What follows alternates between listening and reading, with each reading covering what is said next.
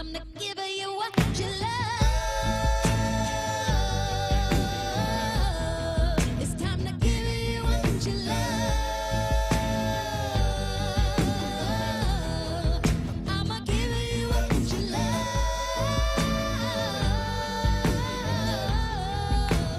Give you what you love.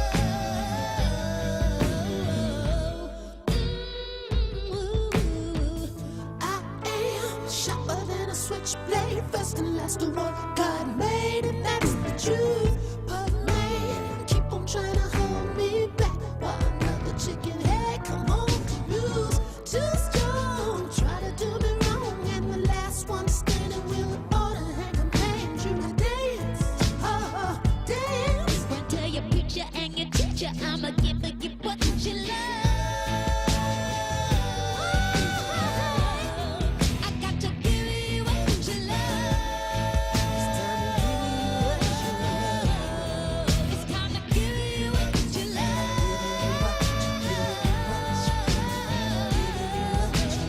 Give you what you love. Give you some love. Yeah, baby. I said I take your time, take what you love, baby, just enough, but never too much, baby. Take your time, take what you love and work it, baby. Cry, you better look at that, baby. Take your time, take what you love, baby, just enough, but never too much, baby. Take your time, I wanna give you some love. Won't you give me what you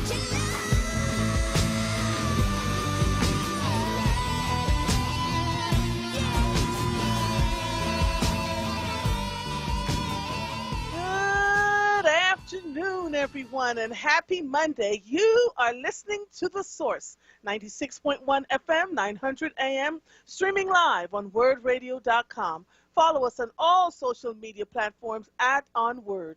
215-634-8065 is the number to call in.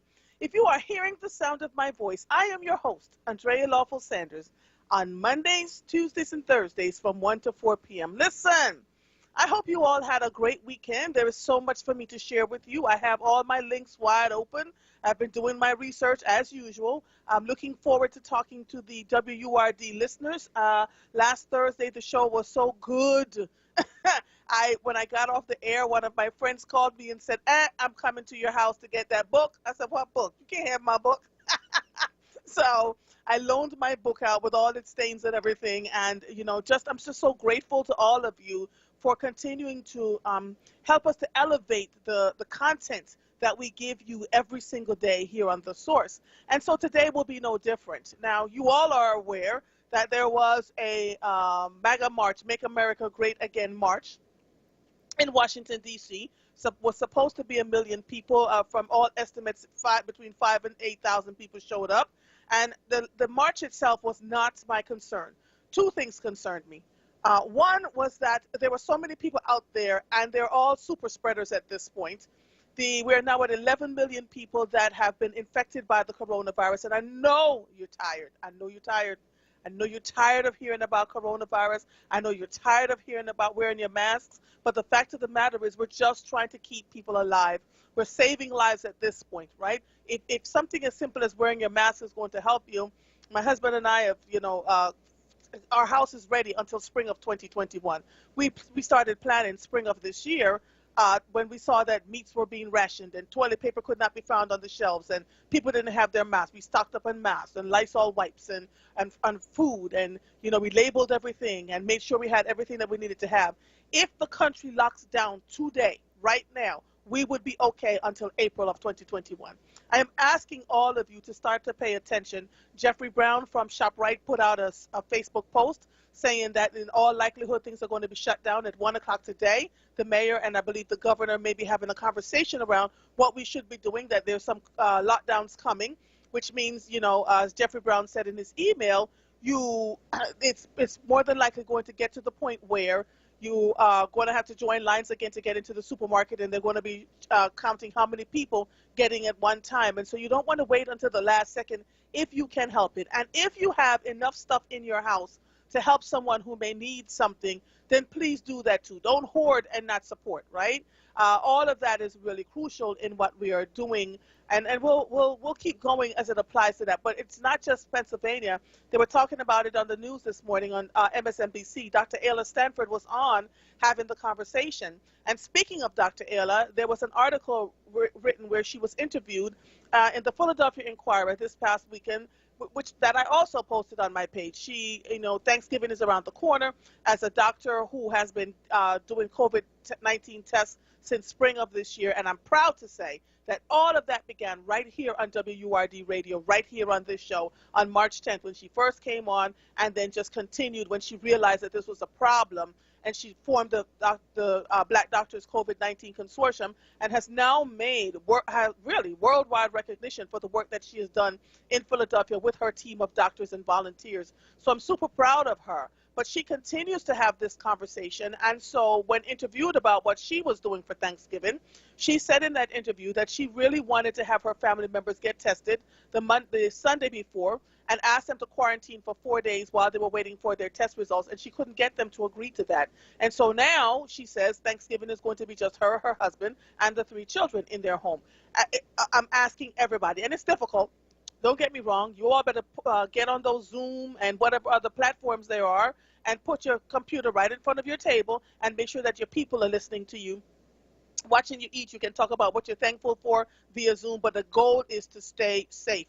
Several states have begun lockdown implementations, and we just really don't want Pennsylvania to get to the place where the restaurants are now going to continue going out of business. So we want to be in a place where people are really wearing their masks all the time, right? So that restaurants can stay open long enough for waiters and waitresses to still work, for the employers to continue to make a profit, so that they can either deliver food to you or you can bring food to them. If we have to go completely into a shutdown, many of these restaurants and businesses will not survive.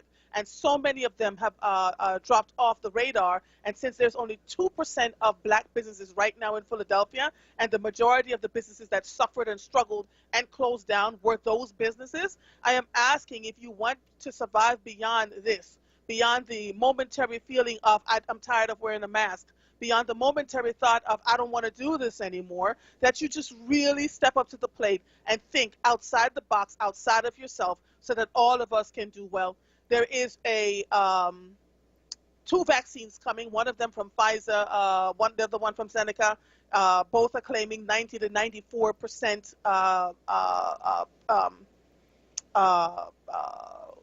that it would work really well at a 90 to 94% rate. But the fact of the matter is we still have to convince 300 million people that they have to take this vaccine. And we all know in the African-American community, the black and brown communities, that might be a much harder sell, right? The other thing that I saw when they were talking about giving out the vaccines when they first come out, of course it will be first responders. Then they talked about people on the frontline workers. Then they talked about children. And anybody who was 45 and up, we would be the last group left to be offered this vaccine. So I'm telling you, just work under the premise that you're not going to have a vaccine for right now, at least into next summer, and just start really taking care of yourself and doing what you're supposed to do. I have quite a bit of news to read to you. My first guest is at 2 p.m. today, so if you want to call in, 215-634-8065 is the number to get in touch with Mother. Woody, I know for a fact that some suits were dropped off at your barbershop this past weekend. The books are on their way soon. I will make sure that my friend, I don't think she's going to mail them, Woody. Probably will drop them off at the store, because mailing books at this point can be just really expensive. So look out for that. All right, let's see what's going on here. There's a couple of things that I wanted to read to you. Oh, Michael. Oh, Maurice. Hi, Maurice. Mother. Yes, sir. How are you? Hey, I've been having problems. Why? Because I want to find out what people are not answering no questions about the ballot questions. I've been listening to the radio over the weekend, and nobody's giving no answers. So wait a minute, but were the ballot questions passed? I don't even know if they were passed, Maurice. Well, they said the stop and frisk was passed. Really? Yeah, so if it was passed, I think that the mayor should be making a news conference and stating that. Mm-hmm. We've been talking about it for years. Remember, he ran on that. Yes. Yes. Okay. That's the only reason we put him in office, because to us, he was vanilla. We know nothing about Kenny, and when he started talking that stopping in the fence, he got an automatic vote with that. Yes. Yes. Yes. You know what I'm Okay. saying? And then when he ran again, he ran unopposed, because Anthony Williams is I could beat Anthony Williams if I ran for any office. You know what I'm saying? You know, I can't play with you, Maurice. I cannot play with you. It's Monday. You need somebody to tell the truth. People don't like telling the truth, but they always want to come on and praise people that's done nothing for them. So Maurice, can I say this to you, Maurice? Yeah. Though, because I just said to someone recently that I feel so uninspired just watching all the go along to get along around me. You know, right. No one wants to challenge what is not good. No one wants to speak up about, when I say no one, I mean the collective no one, because there are a few people around that are, willing to challenge the status quo. It is not a comfortable place to be in. But how do we grow, Maurice, if we don't challenge what's happening around us, if we don't challenge what we see? See, I go to the state rep's office. I go to the city council, their offices, and I go in there and I sit around, and there's so much information that they have for the common black folks that don't know they could get done in their neighborhood, but they never go to the office to find out what's available. Mm-hmm. See, it's a lot of things that they never tell you. Like our state reps, because they won the primary, they weren't even involved in the election. They weren't going around trying to get people out to vote. They just sat on their laurels because they know they was going to be. You see their name, you're going to vote for them. We don't have a Republican challenge in this city. So when you win the primary, that's your election. When the general is already done. So they made no effort to do anything. That's why we lost so much in our down ballots, because they weren't out pushing for the senators. And that's why we lost in the Congress, how we lost so many people in the Congress, because these people weren't out pushing for them. Yes, and they were cherry picking like we do. Yeah, they were cherry picking too who they were voting for, right? That's right. Attorney General Josh Shapiro did not win his election by a large margin. People were going in there voting for president, voting for who they knew, and just went on about their business. That's right. and this is the problem with this city. A lot of people, like the mayor.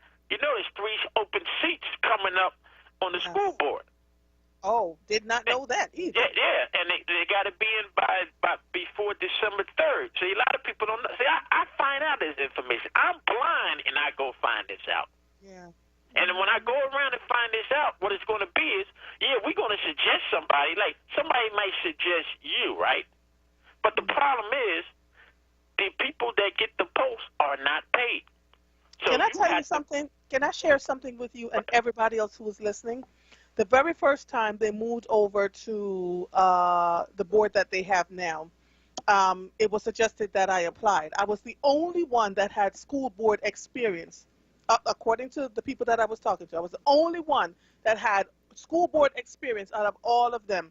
And you see what happened, right? And so, to a certain extent, you're right. And now I'm not interested because first of all, they want you to do a job that's very important to the city and not get paid. I don't mind not getting paid for it. It's just but what I'm saying is, when you got people that are not paid to do a job, that means you get elitism. And when the school board is like an honor position, and you don't know what a quart of milk costs, you don't know what affordable living costs, because you at another level. You doing a hard job and not even getting paid for it, because you must got some kind of money you can devote that time in. So you don't feel what the average black American in Philadelphia feels. We need somebody that gets a paycheck and got a chance of losing that paycheck to do that type of job. That's what we need. To a certain extent, but we also need people who understand policies and procedures and don't go sit on the school board and ask things like, what color are the desks and chairs? That's not your job, sir, madam. Your job is to make sure that the policies, that the budget is being passed, that the buildings are being taken care of, that we have policies and procedures in place to make sure that those young people and their families are getting the best of what they need. Yeah, that requires a certain amount of skills. I got one for you, though. You know what they also need that nobody wants to talk about? What? Where are our black male teachers? Yes, well, yeah. Dr. Hyde been here 9 years, done collected $3 million in salary, and we don't. Why is he looking around the country for the best? You know what we rate? We're very low rated in the schools. Why is he looking around the country? Give some kind of incentives, maybe some free housing or some Jeff Brown supermarket passes to get some free groceries to get the best of the black here in Pennsylvania to help our school children. They don't think like that. So that would have to come in conjunction with working with the mayor and business partners. But you're right. These are the things that can be absolutely done. And everybody is searching. I know Sharif El-Mekki has his group now working with trying to find more black male teachers. I've had lots of conversation with them, and the argument is twofold, really. They were not encouraged to become teachers while they were in college. And so now we're really working on pulling those black men together and saying, why not teach, right? Because they were told, it doesn't pay a bunch of money and it's not worth it. That's the first thing. The second thing, though, is that for some reason, many of our black teachers, male and female, are having a hard time, but specifically the male, passing the praxis. So we need a system set up in place for them to when they graduate from college to help them study for the praxis at no cost so they can pass it and be able to work without having to worry about whether they're going to be able to keep their jobs, because you can only work for so long temporarily without being able to pass the praxis. So those are the things that are going on. Thank you, Mother. Listen, Mother, you're the best. And I just wanted to bring this to your attention because when I call you, I don't recall talking jive. I try to give you information for you and other people to understand that I'm not just a mean guy that hate all people in politics. I just don't like people who won't do their job. Yeah. Remember, they're public servants. They are public servants. Remember that. So are the police. I do remember. But most people don't know that. They treat them like kings and queens, which is just to have that attitude, because you know how they say city council privilege. That's some nonsense. You get out there and earn that money, public servant. Yeah. Well, listen. It is the stone that continually gets washed over with water that gets smoothed over after some point, right? It may feel like you're not being heard, but quite frankly, there are enough people now that are speaking up, and we're starting to get some attention to what is going on here. Apparently, here in Philadelphia, it has not always been easy to move the needle because we've always had the same few people doing the most. And so what I've recognized in the few years that I've lived here is that there's so many community leaders, young people in the community doing the work that are just going unlauded or ignored for something else. I don't know what the solutions, well, let me not say this. I know what some of the solutions are, Maurice. It's something that I don't want to talk about openly on the air because we have a lot of work to do. We have a lot of work to do, and we just have to stop all the shucking and jiving and trying to figure things out. Thank you so much for calling in, though, okay? He gone. Maurice gone. I'm going to tell him, listen, Mike, call Maurice and tell him to call me back and tell him stop hanging up on me. While we're on the conversation, I know I have two other callers. I'm going to go to a quick commercial break so that I don't have to cut them off. State Rep Joanna McClinton is now State Madam Caucus Chair, Minority Caucus Chair. She is a young woman of color. I noticed that the Democratic Party is starting to step up their game and do what they're supposed to do. And I believe Joanna McClinton is one of those key leaders in the city of Philadelphia that's really about her job and making sure that what needs to happen for the constituency gets done. I don't say much to her. I just watch what she does, right? Because we all can do a lot of talking. Not everybody is doing the work. She's one of the people that I see her consistently out there with her constituency and making sure that they're getting what they need. So, congratulations, Madam, in your, in this hard-fought, hard-earned position that you're in, and I am sure that you will make the city of Philadelphia proud and the state of Pennsylvania. You are listening to The Source, 96.1 FM, 900 AM, streaming live on WURDradio.com. Follow us on all social media platforms at onWURD. 215-634-8065 is the number to call in. I am Andrea Lawful Sanders, and we will be right back after these messages. Did you know millennials make up the largest share of the U.S. population? They are known for being tech-savvy, practicing mindfulness, and being socially and ethically conscious. But they are also on track to be in worse health than previous generations. Pitch your best ideas, Philly. You have the power to help shape how we address millennial health and mental health challenges in our beloved city. We'll connect you with our mentors and get you ready for a pitch competition with our judges. Visit economyleague.org/wellcity. Did you know you can catch the flu and COVID-19 at the same time or even back to back? Don't risk catching the flu during the COVID-19 pandemic. The flu shot is a safe and effective way of reducing your chances of catching the flu or spreading it to others. And the flu shot helps protect you and your community from the worst effects of the flu. Don't say, I should have got my flu shot. Call your doctor or visit your pharmacist and get your flu shot today. Listen to Laborers Live. We created the weekend. We created the 40-hour work week. We just want enough to feed our family, be able to send our children to college, and let our next generation do better than we did. To people that might have forgot how important unionism is in a country like the United States. People now infringing on our 8-hour workday, trying to work people more than 8 hours without overtime, trying to work people without benefits. In the long run, everybody's getting a fat paycheck except the worker. So this is really a wake-up call for America. The struggle is continuous. Tune in to Laborers Live every Friday from 4 to 5 p.m. Sponsored by LESIT, the Laborers Employers Cooperation Education Trust of the Laborers District Council of Philadelphia and vicinity. Local 332, Sam Staten Jr. Business Manager. Local 57, Esteban Vera Business Manager. Local 135, Dan Woodall Jr. Business Manager. Local 413, James Harper Jr. Business Manager. The Laborers District Council, Ryan Boyer Business Manager, and Tony Staten, Executive Director of LESIT. Keeping you informed.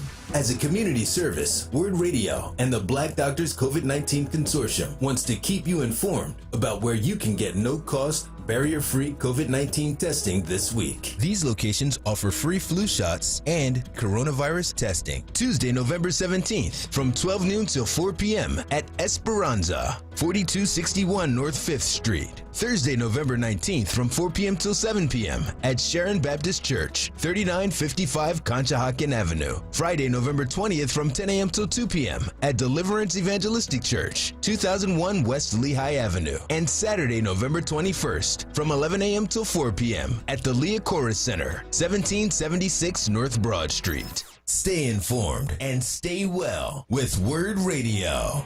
96.1 FM and 900 AM WURD.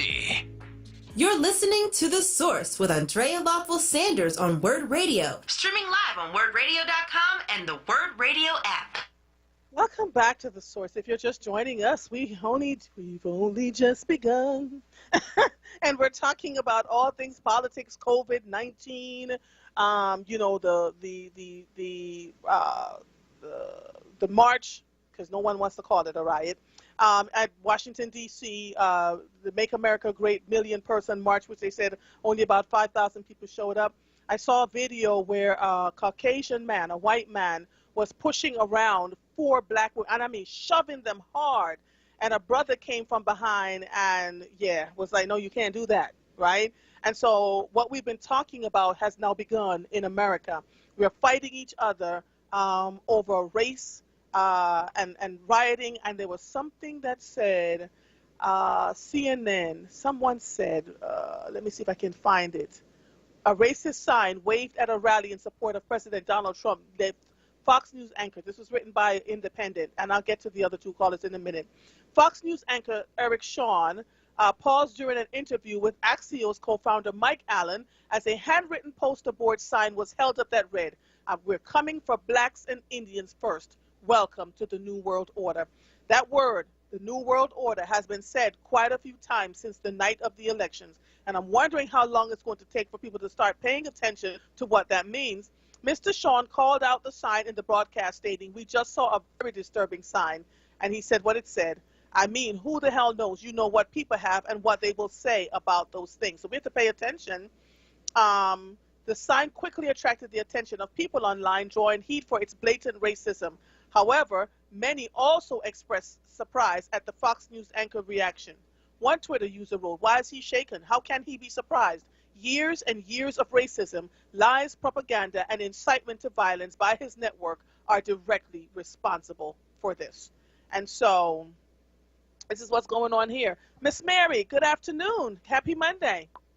Yes, good afternoon, Andrea. How are you? You know, we do need Mayor Kenny to come out to give us information regarding the fraud that has been going on in city council and his administration and prior administration with the indictment of the two brothers that worked for, one of them was the assistant managing director, and that had to be under Abernathy. And the other brother, both of them was also involved with Parks and Recreation, and we just borrowed, $175 million. Now, they listed in the paper that the U.S. Attorney General stated that if this is open to fraud, no checks and balances is in place with the operation in the city of Philadelphia and primarily with city council. It's just an open door for fraud. And they need to put some policy in place. And I thought this is why we had Controller Rebecca Reinhardt. Right. To, expose this before it gets to the point where people just coming in to rob taxpayers of Philadelphia with the assistance of city council. Now, Miss Mary, let me ask you this question. Didn't Miss Reinhardt find some irregularities?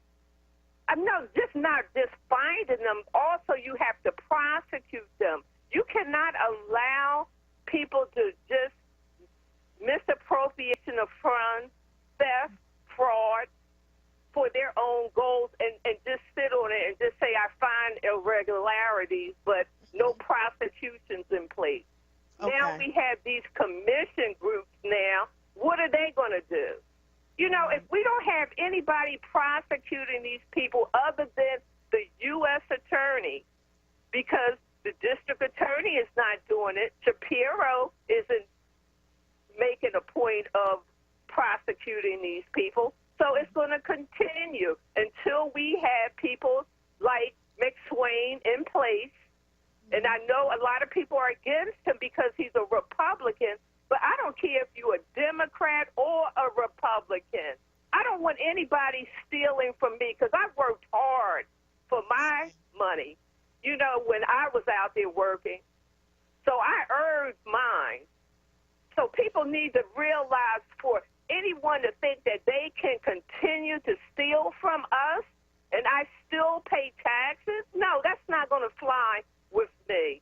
And I hope when the administration under Biden and Harris, they're going to propose the economic plan.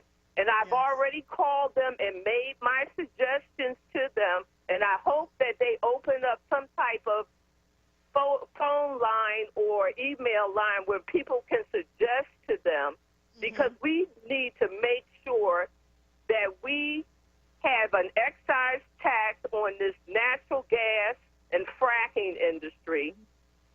We need to close these loopholes, and we need to make sure that the enforcement of the Repatriate Act is enforced. We gave these corporations and businesses under President Obama trillions of dollars for them to bring their businesses back to the United States. They failed to do so. But yet we had President Trump giving them tax breaks. We have to stop this, and we need to make sure that people under DACA have a pathway to citizenship and their family members, because we have over 11 million plus undocumented people in this country who are not paying taxes, and we need to provide them with valid Social Security numbers when they can pay into the system and also pay for their medical care.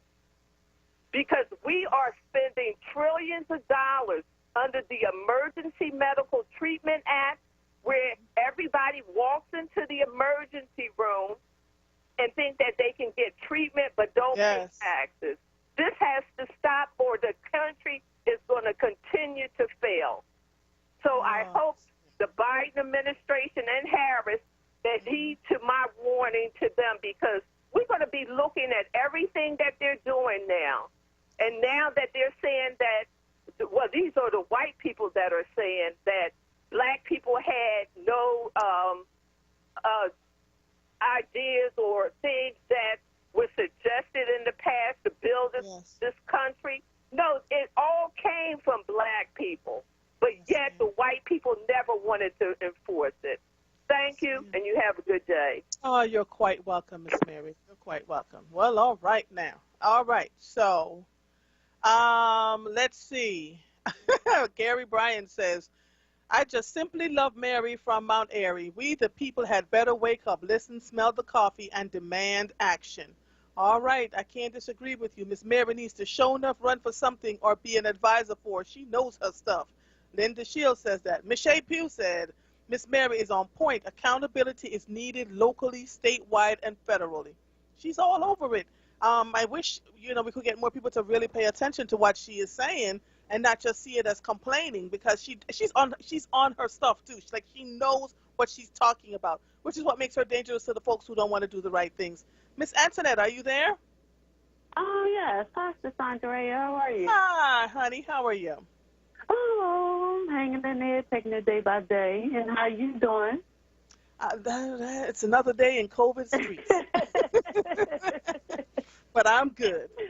Oh, well, that's good. And I just wanted to say peace and blessings to all. I was listening to your program last week, Prince from Schuylkill.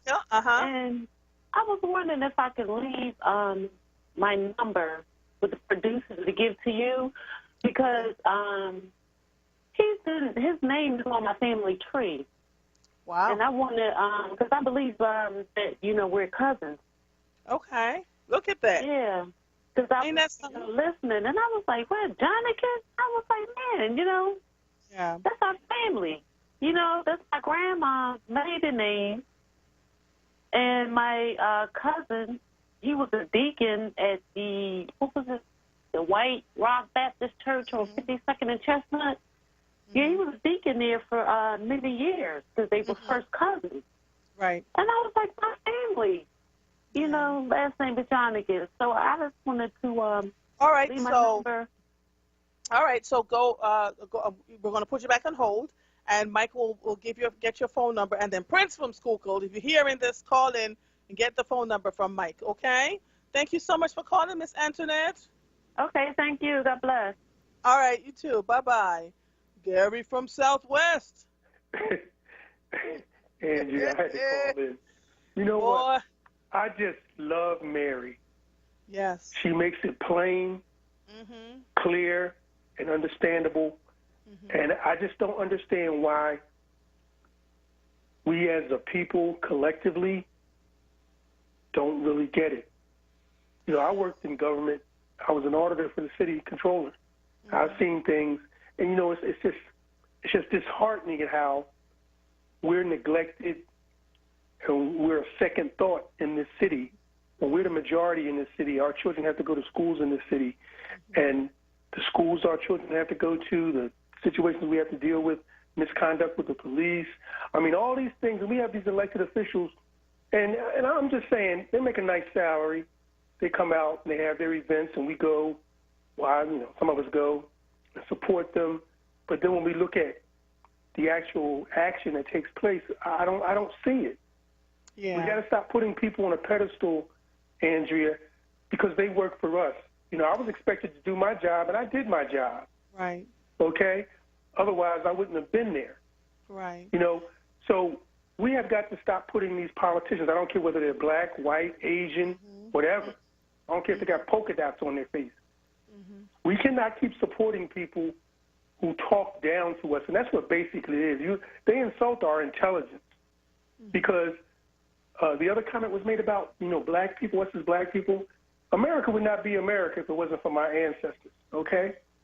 And one thing about the school curriculum I wanted to add also, they never taught the true history, so our children growing up, we would have more pride in ourselves, knowing what we contributed to society.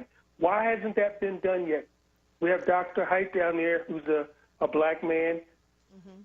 Why haven't they tried? Why haven't they infused this, made it mandatory in our curriculum And that would even help some of the people who walk around with a racist attitude thinking they're superior to everybody else, to learn the truth and stop, giving us these lies about George Washington never told a lie and, all that other kind of nonsense. Chop down a cherry tree. Personally, for me, I'm tired of that. And you know what, Gary, let me say this to you. There's an article that I have to pull it up that was written recently, and I'll pull it up because it's in my email chain, that white teachers are now acknowledging that they've used their whiteness as gatekeepers to black children, and they're moving forward in life. Like, we didn't know this, right? Yes. But when the child would get upset, then they would use it as a weapon against them and have them suspended. Or that's what I'm saying. Like, it's not just police departments; it's in every part of business and industry where we have used our privilege to harm so many people at one time, right? And so, what it's going to require, I have someone coming on, Angela Duckworth, who teaches a program called Grit. People with grit are very different from people who just kind of go along to get along and make sure the plans don't move.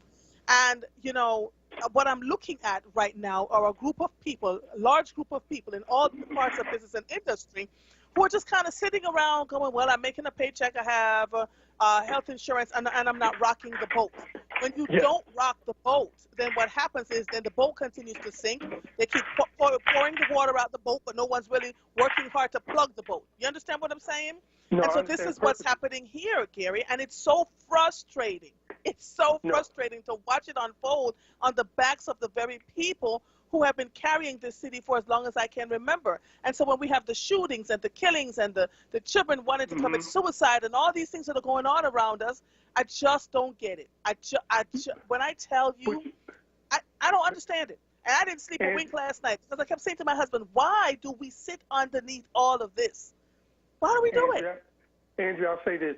As many classrooms as I had to sit in on, because I had to interview the teachers after I observed them teaching the class, and my sitting in the back of that classroom, I could tell whether this teacher actually was concerned about educating our children or not concerned. And more times than not, they were not, because the classroom was in so much disarray. And I would watch them try to get control of the class. And I sat there to myself, because I'm taking notes. And I said, you know what? This is how this class is run every day. And it's probably even worse if I wasn't sitting in the back of that classroom. And mostly, I'm going to say this, most of the classrooms, white, young, female teachers, and not something else, another point you made, not many at all, black male teachers. That's what we need more of. Yeah, but they were dissuaded. But they were so dissuaded, and they're so. I think my youngest son should become an educator, and I can't convince him, right? Because they're so dissuaded from wanting to teach and wanting to educate, and they're so good with our children. Amazing. You ever watch a black man in the classroom with a child? They just walk in and the kids just like, what? But you know what, Andrea? It's hard because we got to try to pull them back in because they've been neglected for so long. Yes. They need that. I'm thinking about that myself, getting into that teaching realm because I talk to a lot of young people and I hear what they have to say and I listen to what they have to say and they basically feel like, hey, they don't care about us anyway. Yeah. So why do I want to go there and sit there like I want to learn something? And, and parents, too, we got to do a better job also with making sure your children are on point going up to the schools. When my children were in school, everybody knew me. Yeah. And that's the way it is, right, to be an involved parent. And not every parent can get to that engaged part, but we can also be there for the parent who can't be there, right? Exactly. And that's what and that's what I try to do in my time being out at the schools. My sons went to Masterman, and I had to talk with them about many different things. And I had a group of young men. It was about 5 or 6 of them. They told my son, boy, your dad is like, they said, basically, your dad is crazy. No, I came up there. They tried to suspend all these black males at Masterman. And when I came up there and identified the truth of what really happened, not to go into detail about it, they were apologizing to everybody. Yeah, but they don't expect you to show up, right? They expect you to take the punishment because they consider themselves the last authority on whatever the discipline is supposed to be. And that is what I keep telling parents. Don't just believe the hype. go ask questions and question them and what they're doing and make them show you documentation. Exactly. Even if you got to go back to the camera or witness accounts, because oftentimes black and brown children, how many times have I had black and brown children on my show over the spring into the summer? You know, black at this place, black at that place, black, and the stories are horrendous. These children are not making this stuff up. They're not.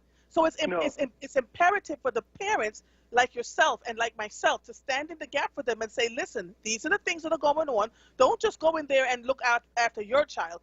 Look and see what's happening for every child in the school. You know, these are the things that I'm thinking about. I just want to end this with this point. And we have a running joke. I still haven't gotten my lunch. But after that incident happened, they had all those young men scheduled for a suspension. They came back and they were apologizing to me because I was the only parent that was there. So I said, you guys owe me lunch. They said, okay, we're going to get lunch for you. And we laughed and joked about it. But I always tease my son. I said, yeah, where's my lunch? I still haven't gotten my lunch yet. But, like you said, we have to stand up for our children. Thank you, Andrew. Oh, you're so welcome. All right. Talk to you soon, Gary. Always a pleasure talking to you. Thank you. Same here. All right. When I come back from break, I have a litany of calls that's on here. And there's a young lady who was very pivotal in politics in Philadelphia that folks are trying to ignore. Her name is Sincere. I am hoping if I can't get Sincere to call in today because somehow we missed the getting to my producer, I'm going to cut out that red tape and see if I can get her on the line with me today so we can talk because I hear she's done amazing things in Philadelphia politics and they're trying to step over her like she doesn't exist. What we're not going to do in these haunted streets is allow that to happen, at least not on Mother's Watch, right? Fall season is the perfect time to grab a sweatshirt and a WURD membership. I got you covered. My girl, Sincerely Sarita, is giving away a free sweatshirt when you purchase a WURD membership now through November 16th, which is today, good people. Just use her code SAVESPACE to receive your free sweatshirt with the purchase of your forward membership. Go to WURDradio.com/join now to join or renew your forward membership today. You are listening to The Source, 96.1 FM, 900 AM, streaming live on WURDradio.com. Follow us on all social media platforms at onWURD. 215-634-8065 is the number to call in. If you are hearing the sound of my voice, I am Andrea Lawful Sanders, and we will be right back after these messages. Save the date. Friday, December 4th from 1 p.m. till 4 p.m. for the 5th annual WURD Empowerment Experience. And this year, the virtual and on-air event will be extra special as we celebrate the career of radio veteran Cody Anderson and discuss the importance of independent black media. For more details about the 2020 WURD Empowerment Experience or to RSVP, visit WURDradio.com and stay tuned to WURD Radio. 96.1 FM and 900 AM WURD. To all caregivers and seniors, are you tired of the fake promises and looking for a home care agency that really cares about you and delivers on promise? Abington Caregivers, Inc. has a sign-on bonus for you. At Abington Caregivers, you come first. Call us today, 215-600-3434 for all your home care needs. We service Philadelphia, Bucks, and Montgomery County. Call 215-600-3434. Abington Cares. You're listening to The Source with Andrea Lawful Sanders on WURD Radio. Streaming live on WURDradio.com and the WURD Radio app. Welcome back to The Source. I'm trying to get Sincere to call into the radio station at the 2 o'clock hour, somewhere around 2:20 to 2:30, because I really want to talk to her. Everyone's been talking about how wonderful she is, and I know I have a bunch of, I'm also writing a story about her. I just, when folks are doing the right things, I want to make sure that their voices are being heard. I just got off the phone with Gary from Southwest. John from North Philly, how are you? I'm good. How are you, Andrea? I'm good. I can hardly hear you, though. Can you hear me now? Yes, I can. Great. How are you? I'm good. I just wanted to come on. I've been listening to you, and I think Mary hit all of the spots that I normally speak on. What I do want to say is this: you're very right. I feel like a lot of the politicians here, I want to say they're complacent. A lot of these, they're seasoned. They've been in these seats for a very long time.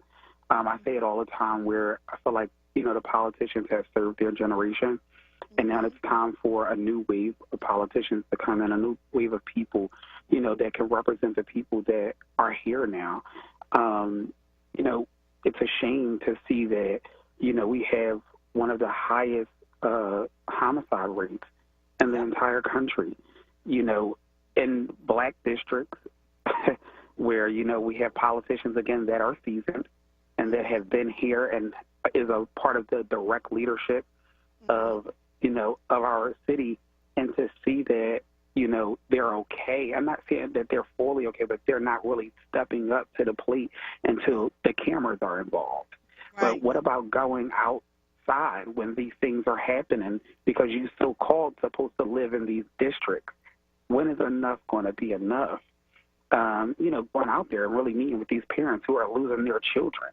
Yes. These are parents that's losing children and grandchildren. You're talking about kids that are getting killed because they're walking to the corner store to go get something to eat, and now he's shot at 10 years old. When has that been? When has that been the normal? And it's becoming normal here in our city. Yes. And I feel like a lot of them are not doing enough to stop it. And then, as far as the school district, I've worked in the school district with these people, and when y'all guys were just speaking about it, it is true that these people, and I've seen it firsthand, where these white teachers are using their power, saying, "Oh, I'm white," and their principals, for the most part, are Caucasian, and they're using that against these black children because they think they're a danger to their life, unfortunately, yes. Or they feel like because we're black that we're automatically angry. And that's not the case. But the question is, have y'all even thought about what these kids are going through at home that may affect their behavior in the classroom, where you are now the safe haven for this child? Did y'all think that these kids may not be eating at home, so when they come here to get this breakfast and this lunch in the morning, that this is all that they're eating, so this can affect their day? And they come to school because they feel like school is the only safe haven for them. But then they have the teacher that is attacking them and then, trying to get them suspended or trying to get them in trouble because they're not, doing exactly what you might want them to do or respond in the way that you responded. And quite frankly, John, the child gives them a look and they'll say the child was threatening to them and will call the police. That's the first time these young babies have an interaction with police officers. Teachers have been the gateway.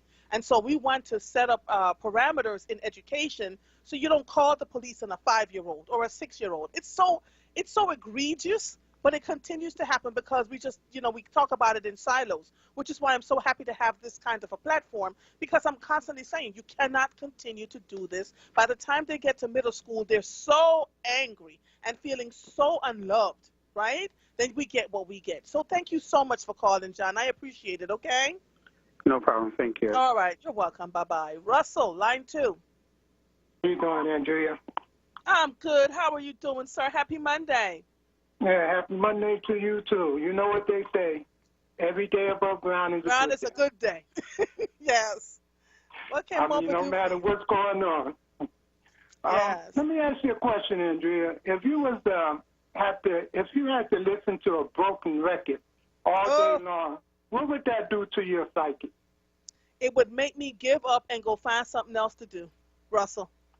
Well, that's pretty much what it's like. I listen to the radio, I listen to the news, I even listen to some people I shouldn't listen to. But the thing is that everything that I'm hearing, it just sounds like a broken record. It's never going to get fixed. I hear people in recovery say, you're doing the same thing and expecting definition of insanity, yes. And it doesn't happen. It doesn't come. I mean, it's good to have a platform where you can air your grievance and talk and try to work things out. But the people that we need to be talking to ain't listening to this station. And another thing is, I'm a strong believer in the Word of God, and it says, don't let nobody steal your joy. Yes. But sometimes, being around some Caucasians, some white people, it's highly impossible not to kind of like lose it a little bit, because they do talk to us like we boys, like back in slavery. Boy, you call a grown man a boy to try to, belittle him. And so we have a lot of white people today. I was just the other day at this place. We're going to go do some canvassing. And the white police pulled up in the car. It was a black one in there with her. And she says to me, "Hey, what's going on over there?" You know, and I looked at her like I wanted to say. I knew not to say. But I joked and I said, "Well, we looking," because there was a lot of black people there. So I joked with her. I said, "We looking for gold." We wasn't looking for gold. We was lining up to get our assignment to go out to do canvassing. Right. But it's just the way that she spoke to me. Approached. Yep. You know? Yep. Now, if I had been white, it would be, "Excuse me, sir, what's going on here?" Let me ask you this question, Russell. What do you think the answers are, right? For those of us who have been in the trenches, I mean, we've seen changes because power concedes nothing without a struggle. And what I am very clear about that is that it has to go beyond talking, right? Folks are just so worn out now. All they want to do is talk and talk and talk. But there has to be some action behind the talking. And not action that you come on the air and spew and tell everybody what you're doing, right? But serious action. So that's what it's going to require for us to get us where we need to be. It's always so good to hear your voice. And thank you for calling. I got to get Rebecca and Tyrone before I go to break. Okay? Thank you for taking my call. Too. God bless. You're quite welcome. God bless you, too. Miss Rebecca, how are you? I'm fine, thank you. Happy Monday, and thank you for taking my call. You're quite welcome. I've been hearing a lot of good stuff, especially from the brother. I think his name was Gary.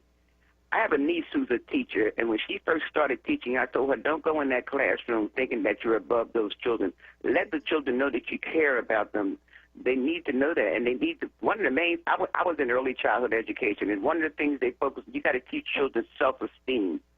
But the reason I basically call is a pet peeve of mine is, would you please have somebody on your show one time talking about Ritalin and the side effects and the after effects of it? I've seen kids as young as 4 years old giving Ritalin. It's affecting their brains. Please have somebody on to talk about that stuff. I will. I definitely will. And in fact, I'll text Brianna right now, my producer, to get somebody on to talk about it. You're quite welcome. You're so welcome. Thank you. Thank you so much. Bye-bye. All right. I think you better call Tyrone. Call him. Hey, honey, how are you? Hey, Mother. Hey. God bless that sister that just said that. Yes, you know, I'm about to find somebody right now. Yep. As these, giving children medicine without any kind of doctor direction is got to be something that we need to look into. So that never crossed my mind to even say something like that. So God bless that sister, and thank you, my sister, for bringing that to the table.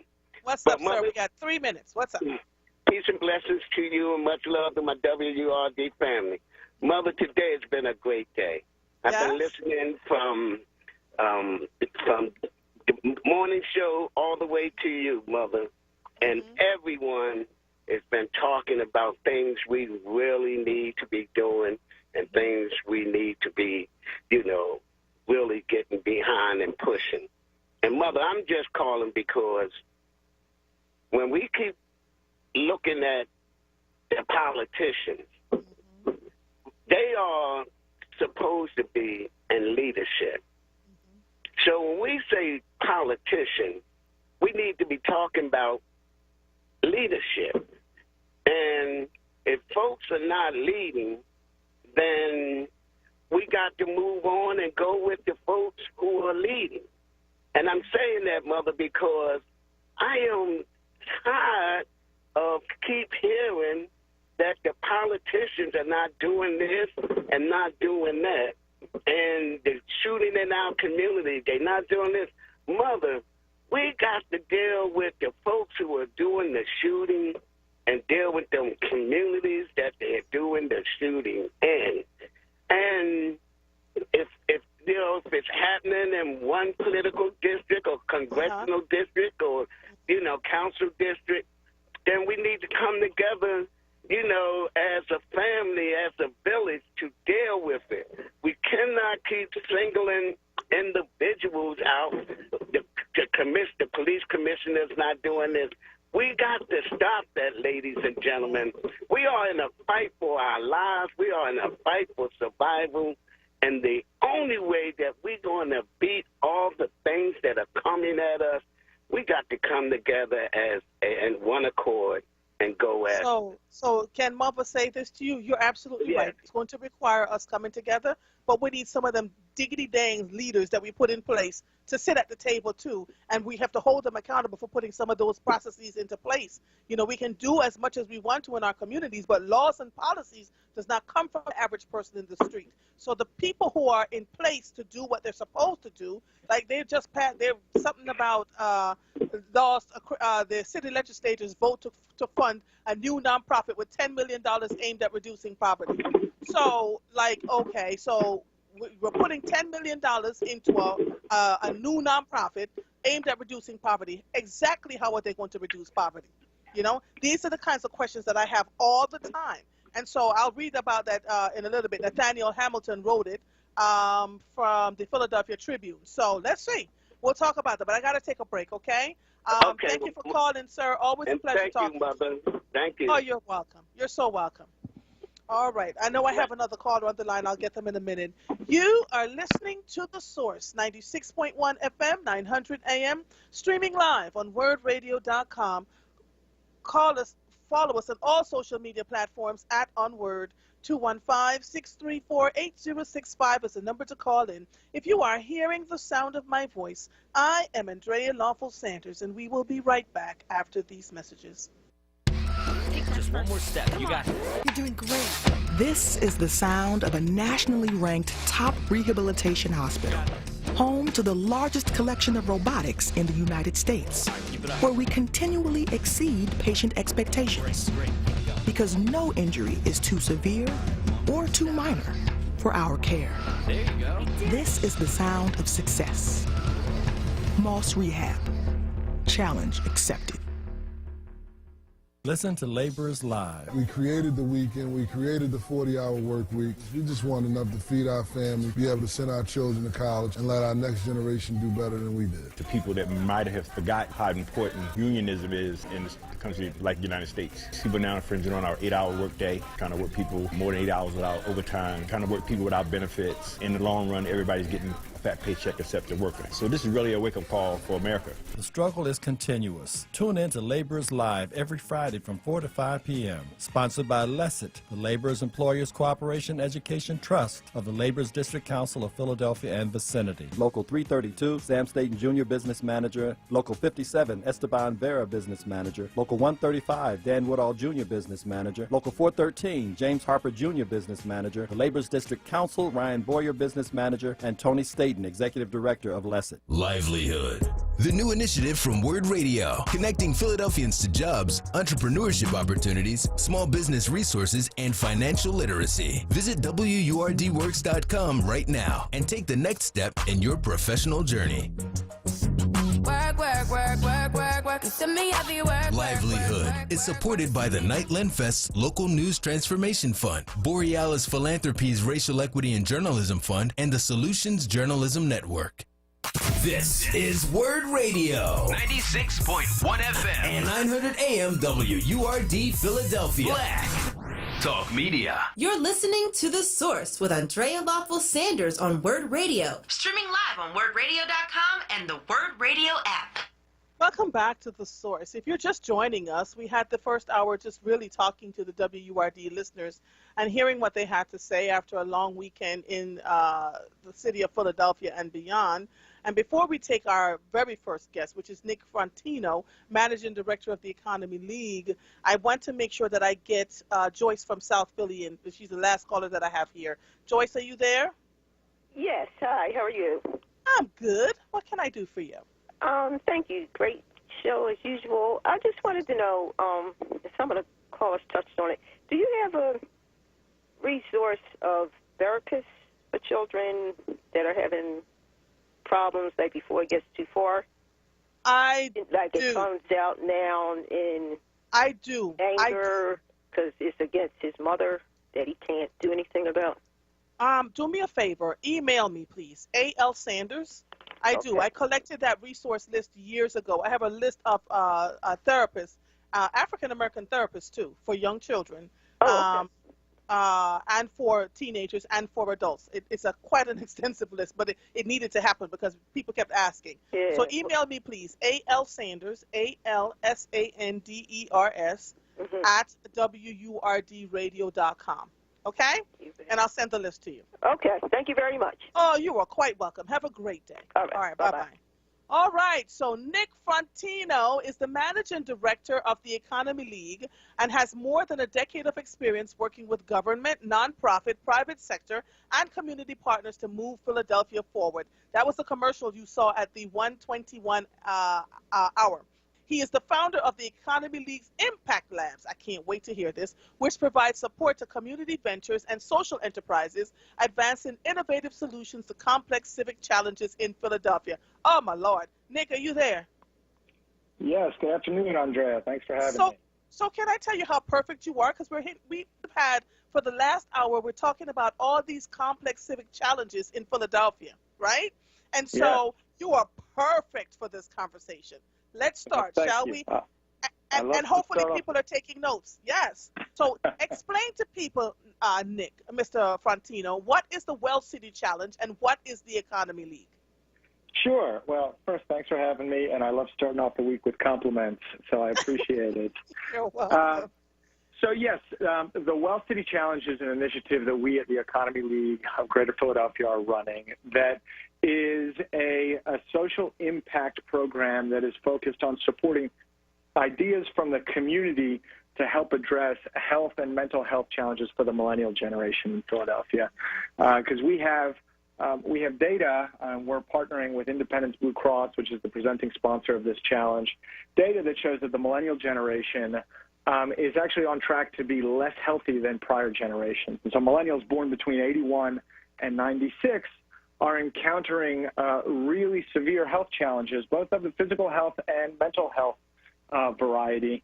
And 1 in 3 Philadelphians is a millennial, believe it or not. So this is the largest generation in our workforce.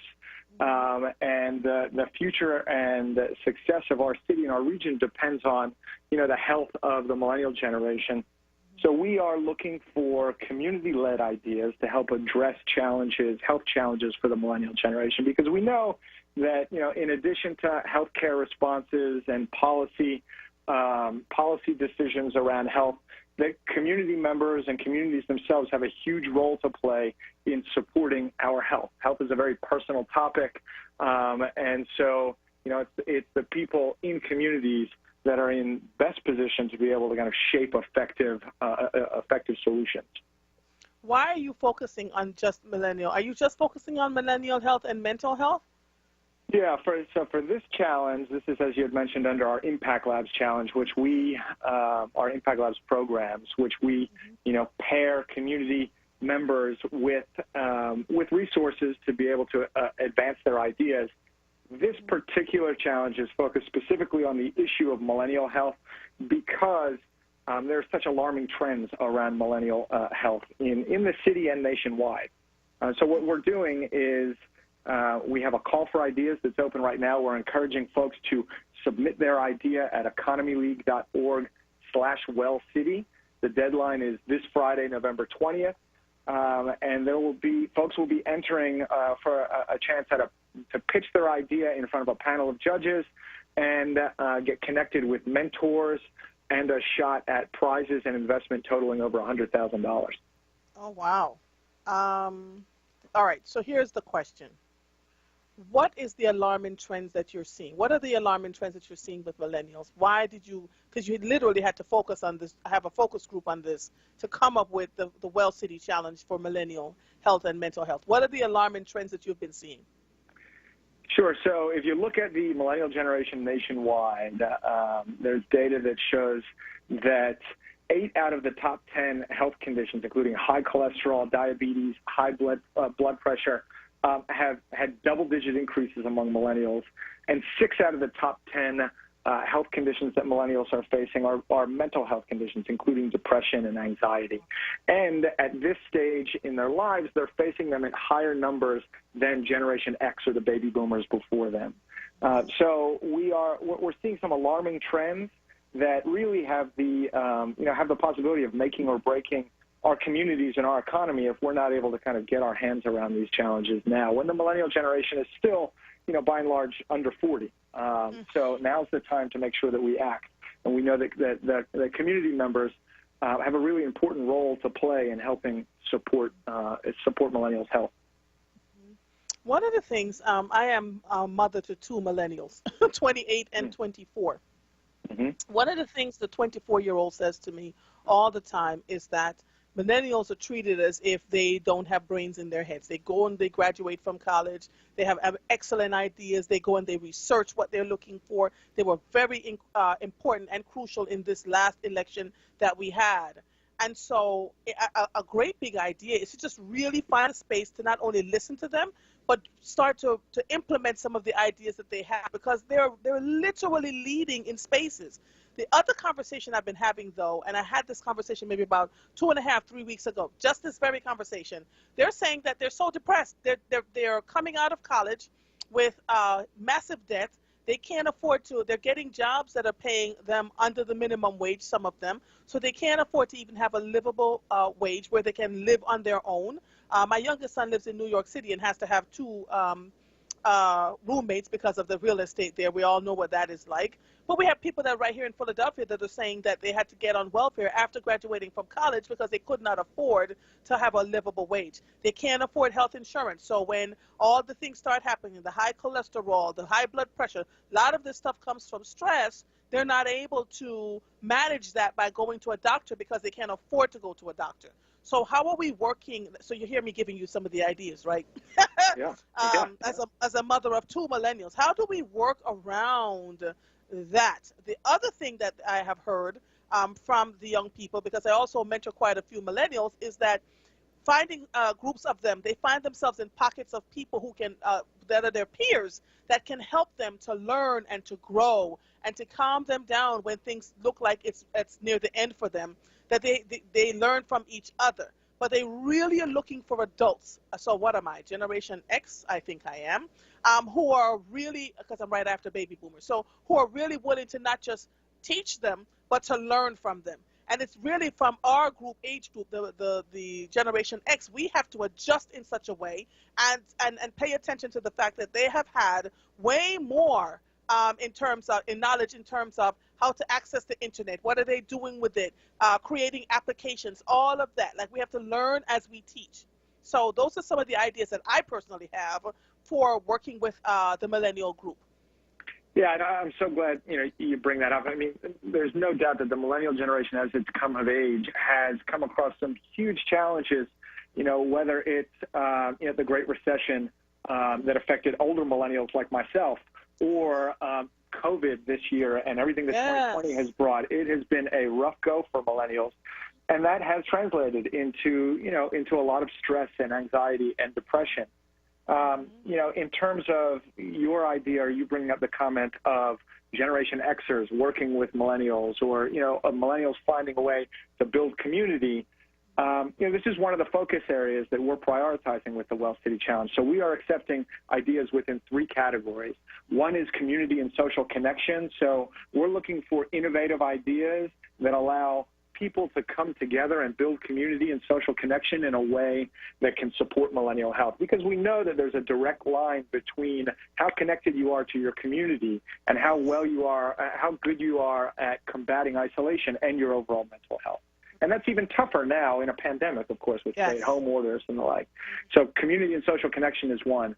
Food and nutrition is another category that we're looking for ideas in, because we know, obviously, what you eat impacts your health, but also how you eat can impact your mental health.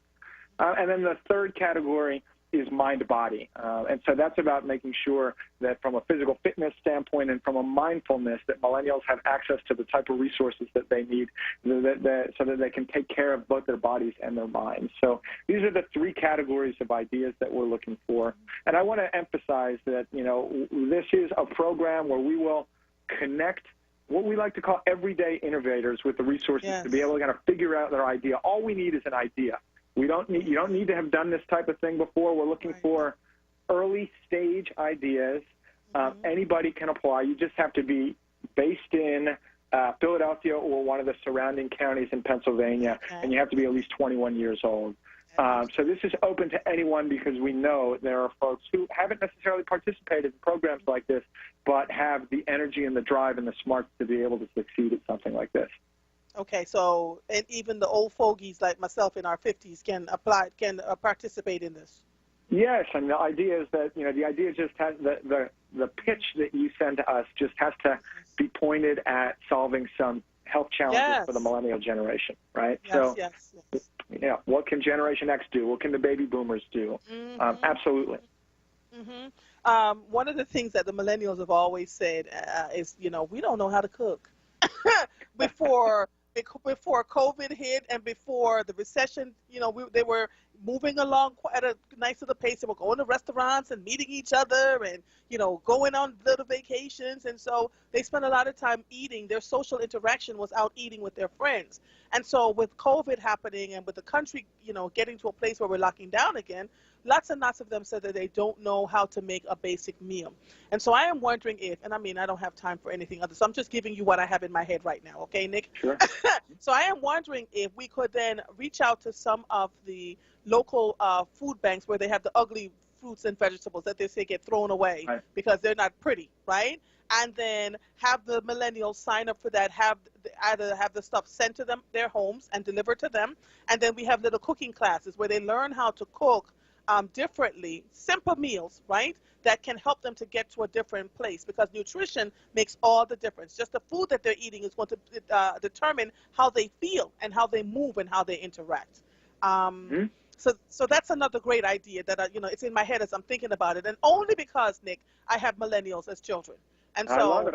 I love this creativity, Andrea. Thank you. I look forward to seeing your ideas. Yeah, please do. Please use them because they're going to help.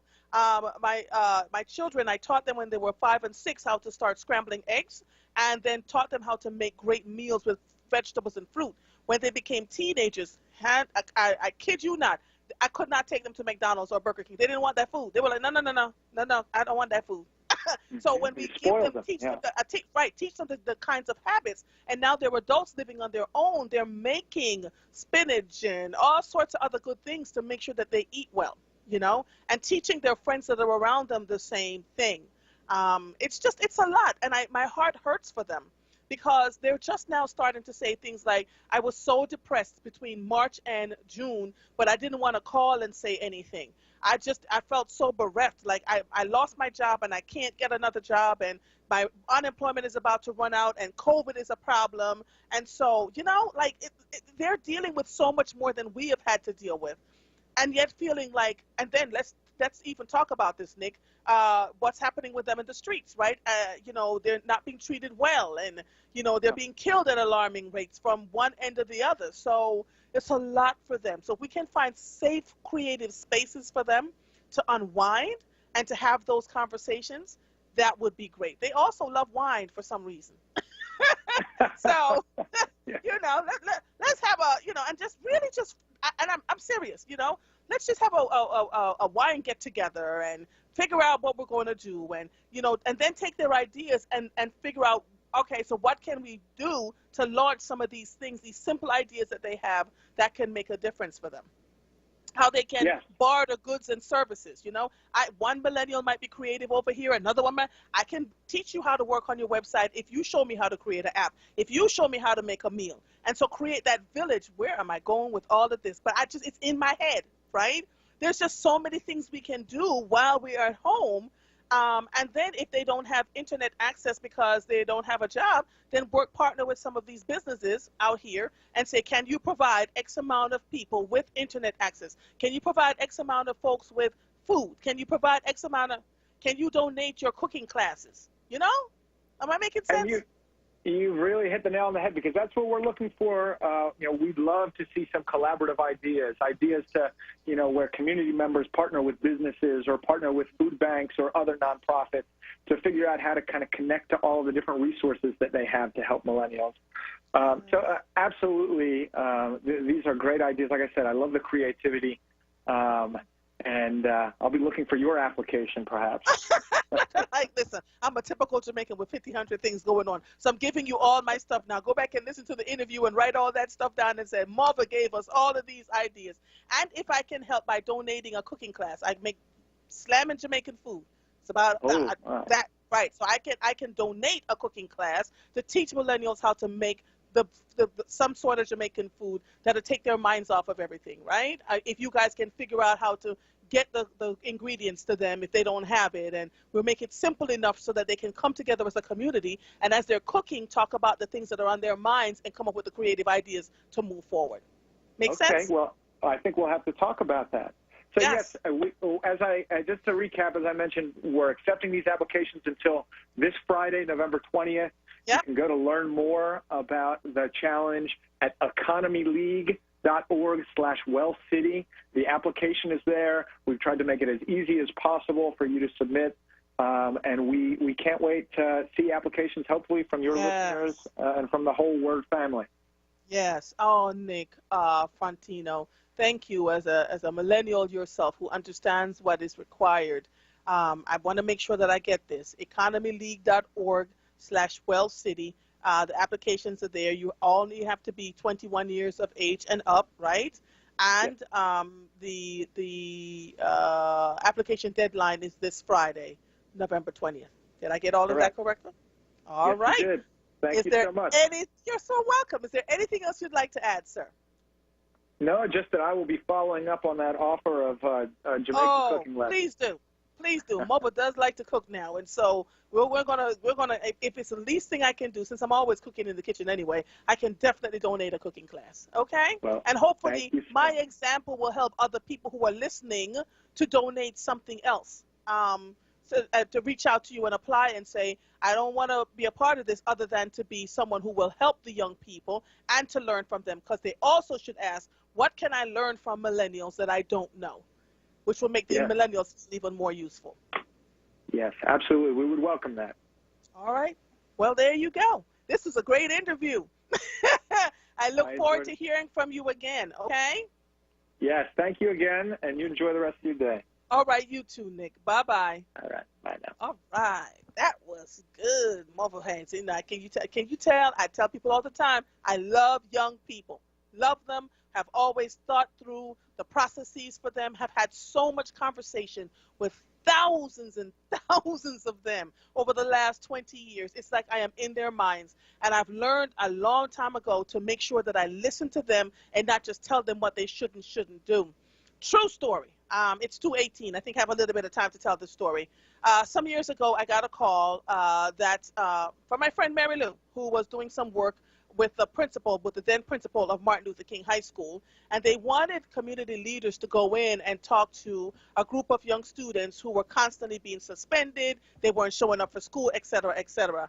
And so I was warned that if I went in there, I probably would be met with some resistance from the students themselves, and the only way for them to get back into school was if they brought their parents with them. So these were students who were suspended from school, and their parents had to get them in. I get to the school. I'm telling you, I cannot make this stuff up. Principal looks at me, was a man at the time, a gentleman, and he says, listen, I'll come down there to try and help you, but chances are you're going to have a hard time with this group, and, you know, just let them know security will be right outside the door. I get down to where they were.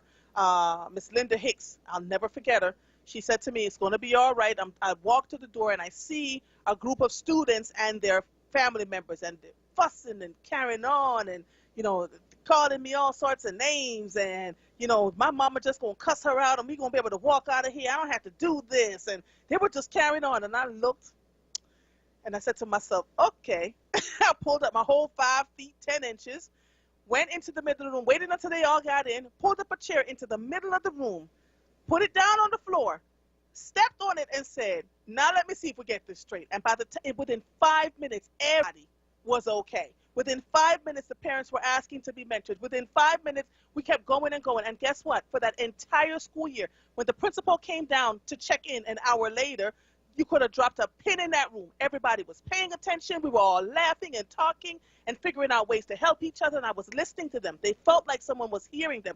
What are your needs? We worked through the needs, and I kept going back every Wednesday for as long as they would have me. I brought all kinds of people in there to talk to them. And so it's possible. It's incredibly possible for us to do, not just to talk, but to do what is right for these young people. You know, it shouldn't always have to come down to money. I don't know what happened to them. After the year, the principal left and another principal came in, and I wrote to that new principal and tried to get in there to see if I could help those children to continue the work that we were doing. We even had boxing instructors come in there. We had all kinds of things for them. Didn't cost the school a dime. And this is what I'm saying when I say we can make incredible difference on behalf of children if our hearts are really in it. But you can't get frustrated and walk away. Right? This is some of the toughest group of kids is a baby goat. Toughest group of young people I had met in my 20-something years of being in education. And within 5 minutes, because we say game recognized game, right? And in Jamaica, we say, Duppy Noah who for frightened. You are listening to The Source, 96.1 FM, 900 AM, streaming live on WURDradio.com. Follow us on all social media platforms at onWURD. 215-634-8065 is the number to call in. If you are hearing the sound of my voice, I am Andrea Lawful Sanders, and we will be right back after these messages. PECO is here to help this winter. With LIHEAP, you can get up to a $1,000 cash grant towards your PECO bill. You don't have to be behind on your bill to qualify, and you'll never have to pay it back. Even a family of 4 with an annual income of $40,000 is eligible. So don't count yourself out. This deal is first come, first served, so apply now at PECO.com/LIHEAP or call 800-34-HELP4. That's 800-34-HELP4. This is not a fad for us. We will not resume our regular programming when things die down. We're not black to help our bottom line or because it's politically correct. We're not joining a fight. This has been our fight, our message, our people. Black lives have always mattered here. We are undeniably, indefatigably, unapologetically, permanently Black Talk Media. WURD. You're listening to The Source with Andrea Lawful Sanders on WURD Radio. Streaming live on WURDradio.com and the WURD Radio app. Welcome back to The Source. I do have a little bit of a break in between my next guest. So if you have questions, if you want to call in and talk to Mother, now is your time. Don't wait until the last minute, please. 215-634-8065 is the number to call in. So listen, this just in. The Eagles will not have fans in the stands for the foreseeable future because of the COVID-19 outbreak. Oh, well, doesn't matter. They're losing anyway, all over the place. So if you're just joining us, Nick Frontino, who is the managing director of the Economy League, was on to talk to us about the Well City Challenge and what is the Economy League. And they're focusing on millennial health and mental health. You can apply by going to, let me just get it straight, economyleague.org/wellcity. And then you can apply there. You only have to be over the age of 21. And the deadline is November 3rd, 20th, which is this Friday. And so this is great stuff. If you have young people between the ages, millennials are between the ages of 18 to, I think I got this right, but born between the years 81 to 96. So, yeah, it's a good long time. You want to make sure that you apply to be a part of this. The idea does not have to be fleshed out. It just has to be an idea, right? And so while talking to Mr. Frontino, because I'm the mother of 2 millennials, I was able to hand him some ideas just from what I've done and worked with them. So that's good stuff. All right, so moving right along. Let me just see. I'm hoping Sincere can call in, so I'm going to wait. Governor Wolf and 4 other governors hold emergency. Brianna. Philadelphia Brianna just sent me something. Philadelphia's new COVID-19 restrictions. Thank you, Brianna. Oh, Lord. Targets, indoor gatherings, gyms, and dining with new COVID restrictions. A sharp rise. This was written by Vince Latanzio and Mitch Blaker by Philadelphia NBC 10. A sharp rise in new COVID-19 infections in and around Philadelphia is forcing public health officials to put in place new restrictions to stop the viral spread. What to know. 1. Philadelphia will cease indoor dining, close gyms and museums, and restrict indoor gatherings inside homes starting Friday, November 20th. The restrictions are set to last for 6 solid weeks. Number 2, outdoor gatherings will have new people limits, and food and drink will not be allowed. Youth sports must end their play. So for all the parents who have their children in youth sports and say that they're outside, that has to end. Early childhood education and childcare can continue to operate in person with strict safety protocols. Philadelphia announced new coronavirus restrictions on Monday that aim to combat a lack of mask wearing and social distance indoors at public spaces, restaurants, gyms, and inside private homes. The restrictions rolled the city back to prohibitions that were put in place during the spring COVID-19 surge. Under the restrictions that will go into effect on Friday, indoor parties and dining will be nixed. In other words, nixed on the party day inside your house. So if you want to plan a party, you cannot do it as of Friday, November 20th. And don't go running out there now trying to have a bunch of parties because you know that that's going to be nixed. Fitness centers, museums, and libraries will be closed, and eating and drinking will not be allowed at outdoor gatherings. Did you hear that? Takeout, delivery, and indoor dining with some new limitations are allowed to continue operating. Hair salons and barbers will be allowed to continue operating with the current restrictions in place. And so because they have seen a precipitous rise in new COVID-19 infections over the past few weeks, going from the nearly 400 new infections on November 4th to more than 1,000 new infections per day on November 13th overall in the city, fatalities from the disease topped 1,900 since the pandemic began. More than 55,000 residents were confirmed to have had the disease, and more than 1,900 people have died. Unfortunately, the epidemic is approaching its worst, Dr. Thomas Farley, the city's health commissioner, said on Monday. The current positivity rate is 13%, and there's been a 700% rise in average number of new cases over the past 2 months, officials said. Philadelphia Mayor Jim Kenney said city leaders do not enjoy putting the restrictions in place, but that saving lives is paramount. Pennsylvania reported 9,675 new cases over the past 2 days, and more than 2,440 people being hospitalized, and 531 of those in intensive care, until Pennsylvania Health Secretary Dr. Rachel Levine said on Monday that contact tracing staff are having trouble getting people to provide details about where they have been leading up to their confirmed infection. Please, people, I feel like, you know how when I was on here talking about the elections and you all have to register to vote, this is how I feel about coronavirus. You know, for those of us who have made it to this point without getting sick, it is not accidental. We have taken all the restrictions that are necessary to make sure that we stay safe. And unfortunately, I posted something on my social media page, and I was stunned. Oh, I posted the article that Dr. Ayla Stanford was in with the Philadelphia Inquirer, and I was stunned by how many people are saying that their family members are fighting with them because they're saying this is much ado about nothing, even with people continuing to die and ending up in the hospital. North Dakota and South Dakota has the most cases right now because they had the Sturge motorcycle event in August with over 500,000 motorcyclists coming from around the country, and they converged in South Dakota, went back to their different parts of the state. So that whole northern tier is redder than red because all those people are infected.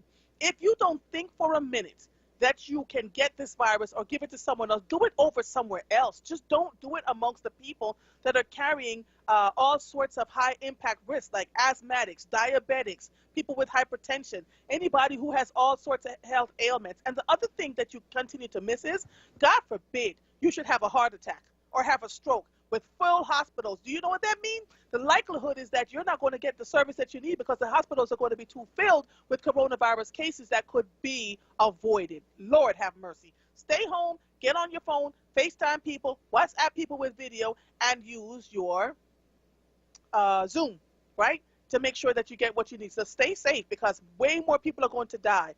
And as if 2020 isn't alarming enough for all of the things that are going on, we don't need to add.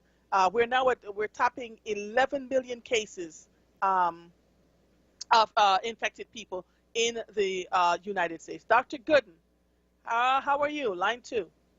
am super great. How are you? I'm good, Dr. Gooden. What can I do for you? Well, first of all, since you're from Jamaica, what part of Jamaica are you from? So I was born in St. Andrew near Constant Spring, and then when I was a little girl at around 9, we moved to Bridgeport in St. Catherine, and we lived there until I graduated. Yeah. How are you? Are you from Jamaica? I am not, but my husband is, and we go there frequently. So, yes. Yeah, Well, tell the Yardie I said, what's up? Sure, we'll do that. But I want to thank you for your wonderful work and for your wonderful information. I'm sure he'd like to get in touch with you about some of the dishes that he can't cook anymore because the people who cooked it took the recipes with them when they transcended. So we'll be in touch about that. But I am the president of the Delaware Valley Association of Black Psychologists. And I wanted to share with your listening audience that our chapter, which is a chapter of the Association of Black Psychologists, which is an international organization, we are providing 8 free therapy sessions for people dealing with trauma. So that's one of the things we're doing. Tomorrow we're holding a Zoom, and we're going to be addressing the Black family during COVID-19. And it's the second part, looking at solutions for Black children and students, managing their isolation and other stressors during the pandemic. So that's going to be free, and I just sent you the flyer. Tomorrow. Dr. Gooden, can I just tell you how I love you? Where did you send the flyer, Dr. Gooden? To A.L. Sanders at WURD. Yep, I just saw it. Okay, here we go. Okay. So here's what I'm going to do. I'm going to put the Zoom information. Let me just make sure that I have it here. So it says, the Delaware Valley Association of Black Psychologists formally invites you to join our monthly Miongi. Is that what it's called? Mbongi.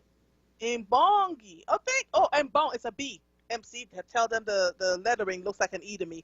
Mbongi. Stressors on the Black family during the COVID-19 Part 2. It starts, so I'm going to take this flyer and I'm going to put it in the social media page with your permission.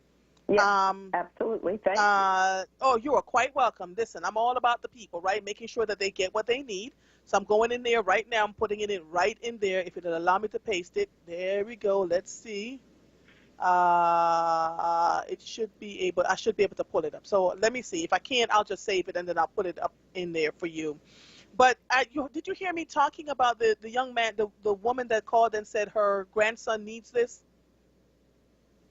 I just caught the tail end of that. I just finished with a client, so I missed most of it. But I did hear that you were talking about the challenges of a young person. And it's so much. And I have a list of Black psychologists, but you're even better, man. You're 8 free therapy sessions. Is there an email where folks can email you if they need to get help for their children or grandchildren? Yes, I'll give you the email and our phone number. Our phone number is 267-282-1062. 1062. And the email?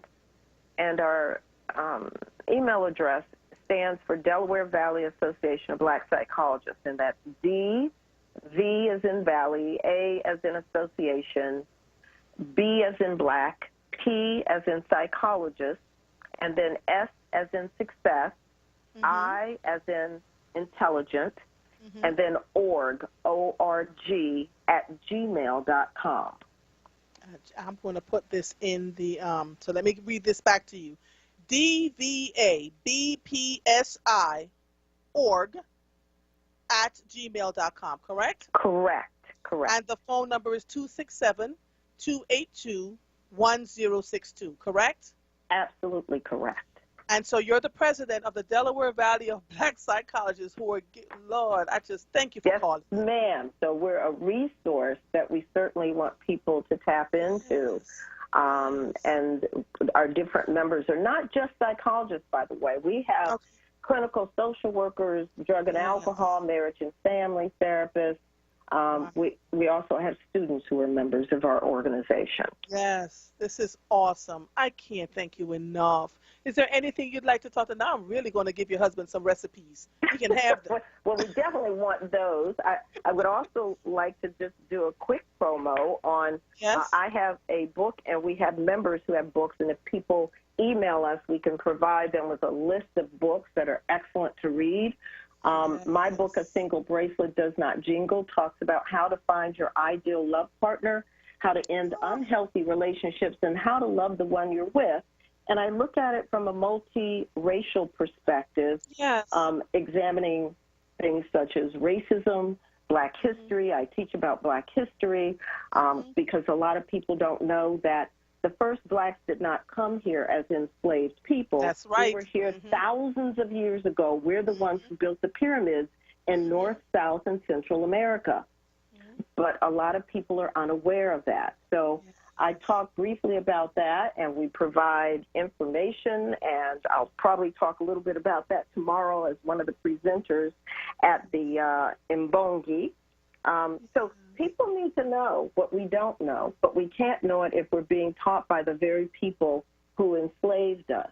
So part of what we have to do is support Black businesses, Black schools, Black teachers, and be courageous enough to start doing our own research and learning the truth.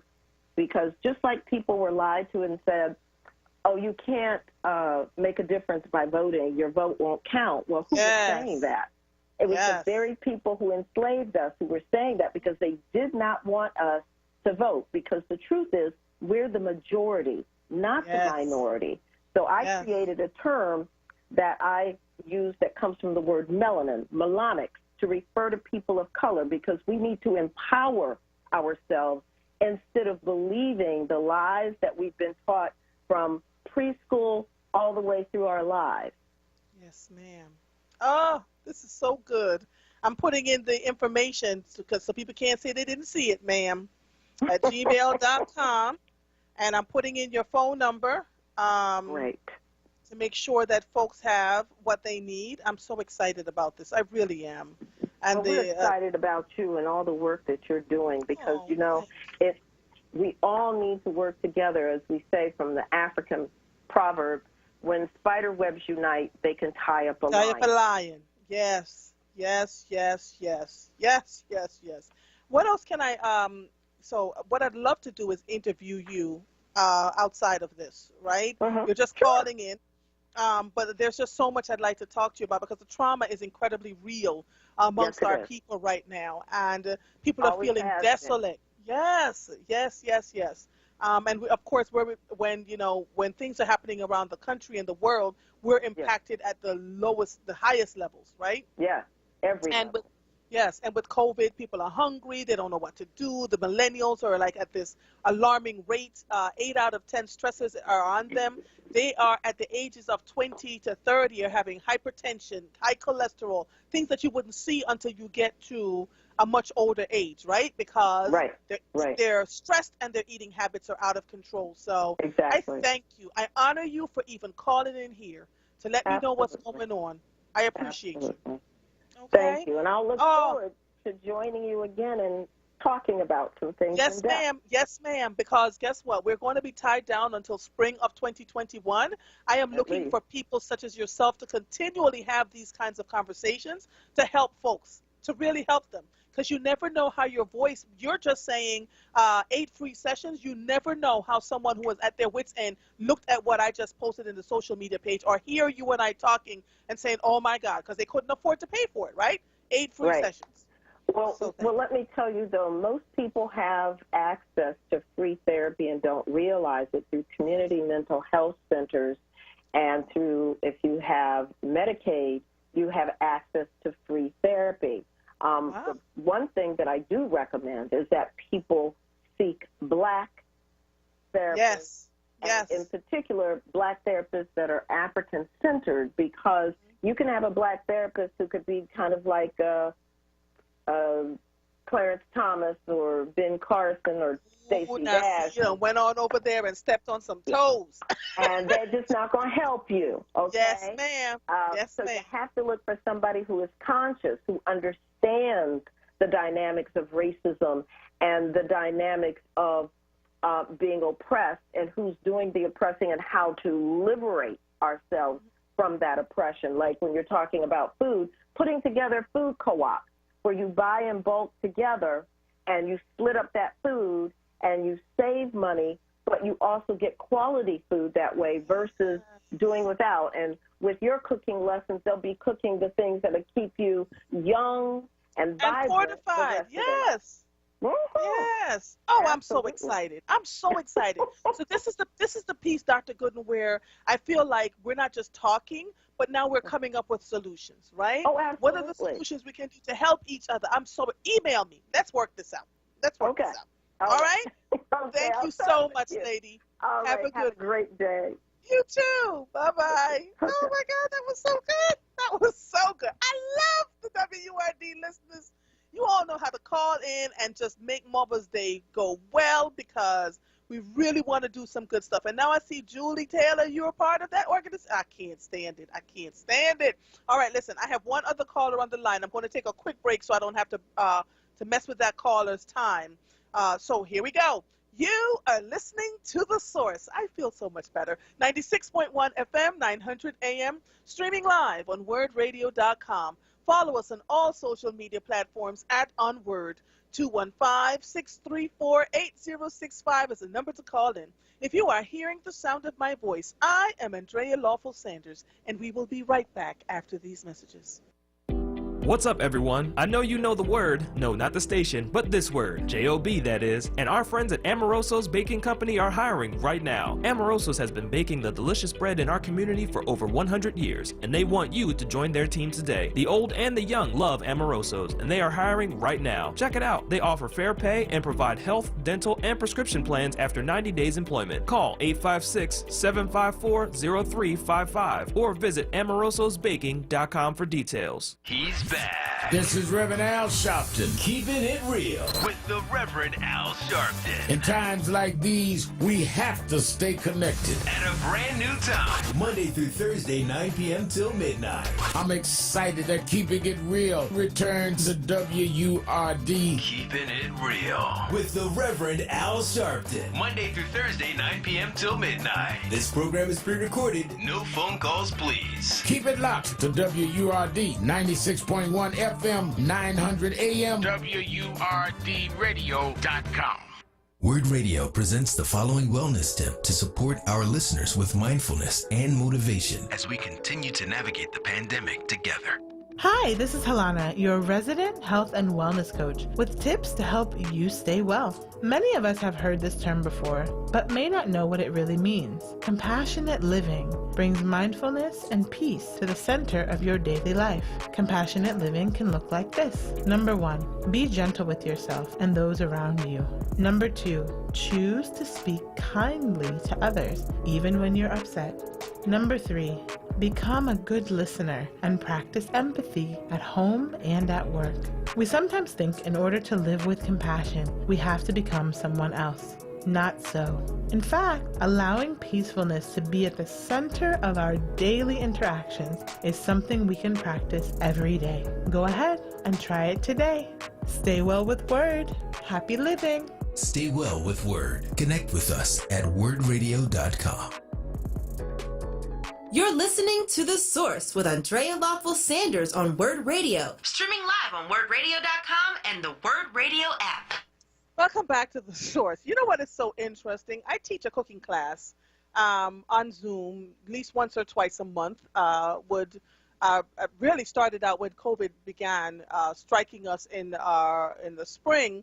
I would write my recipes out because I'm always cooking. I served Sunday dinner before the houses were locked down. I would serve Sunday dinner to random people. It didn't have to be people that I knew. I would just invite people into our home, and we would have like 10 to 12 people at our dinner table most Sundays, right? And so when COVID hit, I began writing out the recipes to my food, and I would post it online. Just handing out my recipes. Everybody thought I was nuts. You are nuts. Don't do it. I'm like, nope. I want people to learn how to cook and to enjoy this food. And lo and behold, people started knocking on my door, via social media and saying things like, we don't want the recipe. We want to learn. We want you to teach us how to cook. And so I started an Eventbrite group and just really started, and the classes are really inexpensive, right? So the goal was not to make a ton of money from the class. The goal was to teach people how to cook. What most people don't know is after I make, so I teach a class. So this past Saturday I made curry chicken and rice and peas and fresh cabbage. What happens when I'm finished cooking in that class, any class that I teach, I take that food and I give it away. I text certain people and I say, there's food hanging up for you on the door and come get it, right? And so not only am I teaching the class, I'm making sure that whatever I cook, because I make a vat of food. Jamaicans don't know how to make a little bit of anything, right? And so I give the food away for the most part, really. I mean, from the escovitch, the curry chicken, the oxtails, all of it. And really went to, oh my gosh, I meant to tell you all this. Went to go visit at WURD, Miss Dolores Ryan. She always would get on my Facebook page and she would say, I can't wait to meet you. I was going to meet her just before we had the COVID lockdown. And so I reached out to her son, who I knew very well, Darnell, and I said, I'd love to meet your mother and surprise her. And I was so happy when he said, okay. So I got up Friday morning, I made a pot of oxtails and went to her house and knocked on her door. I felt like she opened the door and the look on her face when she realized that it was mother was so worth my getting up that early. And I got to talk to her for a few minutes. We social distance, you know. And so, this is what we can do. We talk a lot, but what are we really actually doing to help people around us that may not be able to do anything for us in return? It does our heart good when we're helping people beyond ourselves. I'm here to tell you. Lynn from Derby, how are you, darling? Hey, hi, sweetie. How are you? I'm good. I'm good too. You know what? I got up early this morning to take my daughter in to go to work, and I've been doing errands, running in and out of the car, and I started listening to Solomon, then Charles, then you, and I'm telling you, I just been getting some fantastic information. I can't believe it. That's why I was sitting here waiting to be next, and your guest, the last lady. Dr. Gooden, wasn't that great? She was fantastic. And you know what? I could use her information. I know Julie Taylor and her sister Mary Lou Taylor. Yes! And my daughter Indigo has been looking for a black therapist. And I mean, I hit the jackpot today. Yes, this is so good. Charles, I'm telling you, they both are just angels. And look, Charles gave me some information, listeners. If you didn't get your stimulus check, you still have till Saturday to call the IRS because they sent it to people who mostly have who file taxes and have a checking account. But like me, I didn't file taxes for Indigo last year, and she's due a stimulus check. So I gained that information. I just gained so much wonderful, wonderful, wonderful information. I'm telling you, these people, they better get their WURD membership. They just don't know what they listen. And Mother, I'm going, and your first the guy, I'm going to have Indigo call for the him, Nick Frontino. Yes. He has so much to offer. Yes. And yes. She could really benefit from that. But what I was telling Mike, I was just calling you to tell you that Dr. Emeka had his show on. And, honey, if you don't call 10 minutes before, you will never, ever get on the phone with him. But he said, what do you think of when you think of Jamaica? Just call us up and tell you. And Germantown Joe gave you the highest praise. Did he really? Yes, he did. He just said you were just fantastic. And I agree. I'm so glad he did because I couldn't even get in. Those callers, they flood Dr. Emeka's show. So you're going to have to go back and listen to his show because he just sang your praises. He really, really, really, really loves you. And I do too, Andrea. That is so sweet. And most of the callers said that Jamaica people are smart and aggressive. They had a gentleman on there. I forgot his name on Dr. Emeka's show, and he was from Jamaica, and he was telling all the his experiences being from Jamaica and now living in the United States. So we gained a lot of information, but the common thread was you all are smart, intelligent, and very aggressive in a positive way. Yeah, and I Lynn, don't hang up. We are really focused people. People think we're aggressive. We don't know is not in our vocabulary. So people will look at us and tell us no, and we'll smile and say okay, and then go do the very thing that they told us that we couldn't do, right? In my kitchen is Nanny of the Maroons and Harriet Tubman. I look at them every morning because I spend so much time in my kitchen making great food. I look at them and I talk to them every single morning. It is very important because we are told that out of many we are one people. And so what we end up doing is we make sure that everybody around us are doing well, not just us ourselves. You know, it is very, very important to us in our lives. And so my sitting here on this radio show, when you hear me call something out, I am not playing.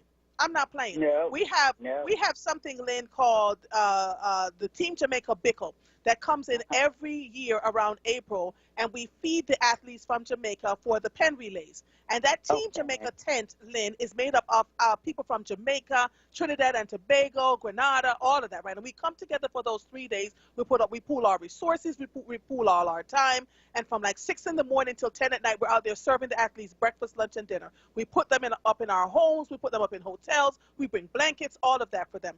One day, I was in the tent, and I see this white man just chilling. Typical Jamaican that I am, Lynn. I go over to him and I say, now you do realize you don't fit in here, right? Where did you come from? And he looked at me and he cracked up and he said, my name is Chase Lenfest. He was a Lenfest. And he said, I spend a good majority of my time on that island, at least 9 to 10 months a year, because your people are amazing. Your work ethic is amazing. The things that you do are amazing. And you move at a pace that I've never seen before. He said, I love what you do. So he said, I'm just sitting in the tent with my children. He had his 2 children with him, trying to figure out what they were going to do next. And when I walked away from him, the Jamaicans laughed and said, only you could do something like that. Because they were all like, it's a land fest. I'm like, he's a white man. It was so funny. One of your shows, you had a coach on there, and you didn't realize that you knew him until you started discussing beating the track team, and then you realized you knew him. So I've been listening for a long time. Yes, so Lynn, and let me tell you, we are told to whom much is given, we don't play. So the fact that I am sitting here, and for years, the Team Jamaica Bickle has been around for 25 years, a quarter of a century. I've been volunteering for a good 9-10 years because I just found out about it, didn't know they were in Philadelphia. And those women, I am in my 50s, those women behind the stove will push me around. Go, get out the kitchen, wash your hands, do this, do that. I have to mind my elders, It's a good thing. It's a good thing, right? I have Jamaican friends from my church, and I miss them so much because they are so friendly. And listen, Indigo's father, my mother taught me how to make a pot of oxtail. And Andrea, he fell deeply in love with me. Oh, and, I'm telling you, nothing like some food, Miss Lynn. Nothing like some good food. Unfortunately, look, he wasn't the one for me. So that's all right. I'm ready to join the cooking class, and I'm ready to volunteer my staff to Mr. What was his name? Your second guest, your first guest, the guy for the millennials. Yes, Nick Frontino. Yes. Better. Yes, we have to start helping each other. We got to get through this COVID together, and why not just start helping each other? Agreed. So listen, Julie Taylor told me to tell you she's been trying to catch up with you for a while. Call Julie, please. And I'm gonna tell Julie every time I turn around. See, I'm not suffering from this being in the house all the time because I always think I have it. I gotta go get tested. It's just from working hard in that house, and every time I turn around, my back gets sore. So I think I have the COVID. So I just want to stay away from people and stay off the phone. But I just went out shopping, and I'm soaking up this lovely sunshine, and I feel much, much better. And I tell you, getting all this information from WURD, I can't understand why people just won't pay attention to me and get their membership. And get they will. So here's the thing, Miss Lynn, if you build it, they will come, right? Okay. WURD. I'm always telling them about they will come. They will come. There's Yes, somebody yes, that yes. will identify with each of the different hosts, right? I'm You're getting a right. lot You're of right. folks from around the country, and A they will lot. identify. Yes. A So lot. just Y'all have yeah. good hosts on a weekend, throughout the week. It's just a blessing. We have Black Talk Radio, and I support y'all. I want more of us to support black business. Thank God for y'all, and everybody have a wonderful, blessed day. Yes, Take care, ma'am. Andrea. Talk to you soon. All right. Okay. Bye-bye. All right. Bye-bye. Bye-bye. I'm going to take Reverend Joe after I come back from this break, so tell him to hold on, not to hang up. Fall season is the perfect time to grab a sweatshirt and a WURD ship membership. WURD ship. Did you hear me say that? Fall season is the perfect time to grab a sweatshirt and a WURD membership. I got you covered. My girl, Sincerely Sarita, is giving away a free sweatshirt when you purchase a WURD membership now through November 16th. That is today. Just use her code, Save Space, that's SAVESPACE, to receive your free sweatshirt with the purchase of your Forward membership. Go to WURDradio.com/join now to join or renew your Forward membership today. You are listening to The Source, 96.1 FM, 900 AM, streaming live on WURDradio.com. Follow us on all social media platforms at onWURD. We will be right back after these messages. COVID-19 impacted a lot of things this year, including regular vaccination appointments. Vaccines help protect you and everyone around you, especially during flu season. Schedule an appointment with your healthcare provider today to make sure you and your children are vaccinated. Vaccines keep us safe, and they work. Skip the flu this year. Get your vaccination today. Let's stay protected together. For more information, visit health.pa.gov, paid for with Pennsylvania taxpayer dollars. As a business owner, hiring and developing people from the community that your company serves is one of the best ways to show commitment to that community. Let WURD Radio help with Livelihood, our new initiative that connects Philadelphians with companies like yours. We'll feature your business, open employment opportunities, and resources to connect your company with talent and ensure that you reach your target demographic. To learn more about how Livelihood can help you build your team, visit wordworks.com. That's WURDworks.com. Livelihood is supported by the Nightland Fest's Local News Transformation Fund, Borealis Philanthropies Racial Equity and Journalism Fund, and the Solutions Journalism Network. Hi, this is Jeff Brown from Brown's Family ShopRites and Fresh Grocers. Are you thinking about a part-time job to help out with the cost of the holidays? We have plenty of openings. You can apply online at shoprite.com/careers or freshgrocer.com/careers. Come join the Brown family today and help us serve the people of Philadelphia. Have a great holiday. Lifting every voice till earth and heaven ring. This is WURD Radio. 96.1 FM and 900 AM WURD Philadelphia. Black Talk Media. You're listening to The Source with Andrea Lawful Sanders on WURD Radio. Streaming live on WURDradio.com and the WURD Radio app. Welcome back to The Source. Before I take our next guest, who is Olahunke Leroy, who handles all aspects of transactional real estate matters, let me just take Reverend Joe, since you're the last caller on here. Reverend Joe, are you there? Yes, good afternoon, Miss Andrea. Hi, sweetie. I heard you were blowing up my name in a good way. Thank you. No, that's the wrong Joe. I'm Reverend Joe.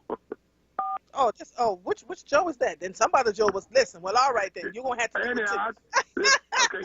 I thank you to your manable producer for letting me wait on hold for a little while. I don't know if you want to get involved in this or do you know anything about it. My daughter lives in Atlanta, and they're having all kind of problems in Atlanta with the vote because it's a Baptist minister that's running, and they said all kind of racist. I just got a call this morning from Atlanta. All kind of racist material being given out because Reverend Church that they put in on his church was upstate from where I live at. He's out of Chicago, but they're picking up all this crazy stuff. So what we're going to do with the lady that belongs to our fellowship, Dr. White, she teaches at Villanova. She knows Stacey Abrams personally, and they raised the money through that. So what we're going to do is give Dr. White the money to give to Ms. Abrams to try to help that with the campaign. So I don't know if you know anything about what's going on down there. But I do.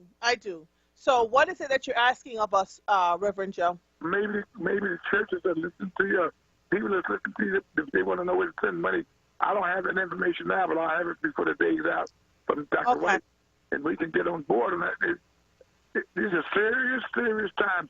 Matter of fact, it happened to be a white professor who called me this morning. He said, you just wouldn't believe the racist material that's being given out in Georgia about this race. It's just true. You know, so, Reverend Joe, can you have that person reach out to my producer so I can interview them, please?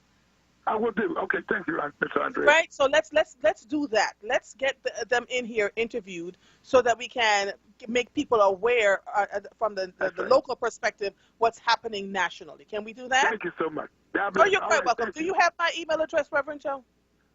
No, I don't. Could you have your producer call my? Producer. No, stay on the line, and he will give you my email address right now. Okay. All right. All right. Nice talking to you, sir. Have a good one. Always. Okay. Thank you. All right. Bye-bye. All right. Olafunke Leroy handles all aspects of transactional real estate matters, including the acquisition, disposition, development, financing, and leasing of commercial real estate. She assists in the purchase, sale, and development of real property from agreement through closing and counsels clients on zoning and land use matters. She represents both lenders and borrowers in a variety of commercial loan transactions. Olafunke, are you there? Yes, I'm here. How are you doing? Am I saying your name properly? Olu or Olo? Olu, but Olu. You can call me Funke. Funke. Okay. Funke. Yeah. Funke. So, listen, thank you so much for being willing to have this conversation with me at such short notice. I essentially reached out to Mary Lou. I always reach out to her for any matters dealing with law, because there are several things happening. One, we have a lot of commercial real estate moving back and forth in the city. Our cities are being zoned, and folks are feeling that they're being pushed out of their homes. And there are people who want to buy commercial real estate and can't seem to get in the game. And then I also had folks who were having problems with landlords who were just horrible. So we can't talk about the personal living arrangement because you're not you don't have all of that with you, but you can talk to us about the commercial real estate. So explain to people what is required for them to get in the disposition, development, financing, and leasing of commercial real estate if they have a business or if they just want to buy property. Oh, yeah, sure. Well, first of all, thank you so much for having me on. Mary Lou's amazing. So it really depends on what the people want to do. There are different requirements. If you want to get into real estate leasing on the landlord side, so we're talking about purchasing property, purchasing real estate, and it also depends on the type of real estate. If you want to get into residential leasing or commercial leasing, like office space, or warehouses, different kinds of commercial properties, versus if you want to be leasing on the tenant side. So this would be someone that has a small business or really any business and wants to lease property for lease space for their business. So I think it really depends on what the person is trying to do, and then that's going to inform the the required steps based on the goals that they have. All right. So what are the basic things that they need to have? Just coming straight from the door. What are the basic things that they need to have to even get to your office to start asking the kinds of questions about financing and leasing? Okay, yeah, sure. So if we're talking about someone who owns a business and wants to lease some space, before they get to me, they would have to have an idea of the property they want to lease. They would have to have gotten in touch with the landlord, have a copy of the lease, and then they'll call me up, and we'll negotiate. Usually, the landlord will have its form lease. I'll review it, negotiate it, make sure that it's favorable to the tenant, because as you can imagine, landlords usually have in their forms things that are favorable to them, And so part of the negotiation process is making sure that it's not skewed too much in one direction, right. And making it a little more favorable to the tenant, to the business owner. Right. On the other hand, if they want to be in the business of leasing, it's pretty much similar. If they want to acquire a property, they'll already have to have had the property that they want to acquire in mind. Sometimes the clients will come to me before they have a term sheet with the seller, and that's just a term sheet. It's just the document that says what the terms are going to be in the contract. So even before we get to the agreement itself, it's just the agreement of what we're going to put into the agreement. So sometimes folks will come to me with help with the term sheet, negotiating the term sheet. Sometimes they already have the terms that they want, like the purchase price, when they want to close, and the basics of what should be in the agreement. And then I'll help them draft the agreement of sale. So either one, I can help with the term sheet and then also help with the agreement of sale itself, or just assist with the agreement of sale if they already have a term sheet. And then usually the client will already have a lender in mind, and then I'll just assist with the finance and negotiating all the loan documents with the lender and things like that. Why is it so hard for folks of color within their communities? People have talked about wanting to buy abandoned properties. Why has it been so difficult? What are we doing incorrectly, if anything at all, that's stopping us from being able to buy real estate properties around our community? I think financing tends to be a big issue and roadblock for some people, because even the abandoned properties, they're less expensive, but it still requires funds. So I think obtaining financing, especially if there's no collateral, if the person that's trying to acquire the financing, the client, doesn't have a great business history or can't be a personal guarantee on the loan, that may serve as roadblocks for some people. And I'm just talking about, the average person that wants to get into this business. Usually financing tends to be the biggest obstacle for them. Okay. And if they have the financing, because I've had people call into this radio show, they've had the financing, they've gone to city council, they've bid on places, and it's gone to other people. We're not sure why that is happening, and so we needed to kind of, work through that property. Or people who have joined a conglomerate of folks with one person as their spokesperson, they put all their monies together to buy a piece of real estate, commercial real estate.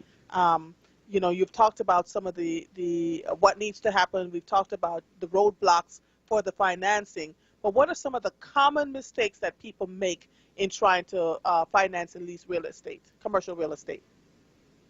I think a mistake that folks generally make, and this is across the board in a wide variety of situations, is bringing in their attorney a little too late.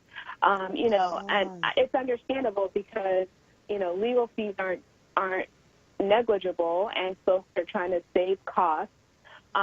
So they tend to defer bringing in a lawyer to a later stage.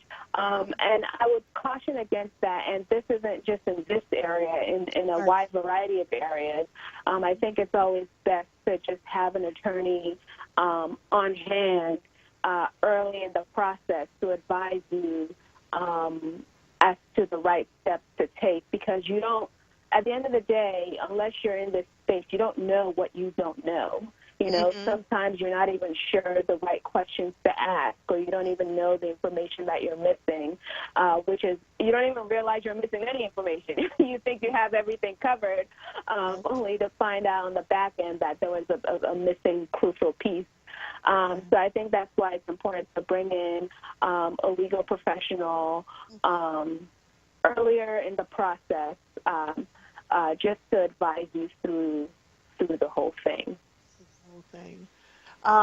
You seem to be a rising star. In July 2020, you were named Real Property Fellow by the American Bar Association's Real Property Trust and Estate section.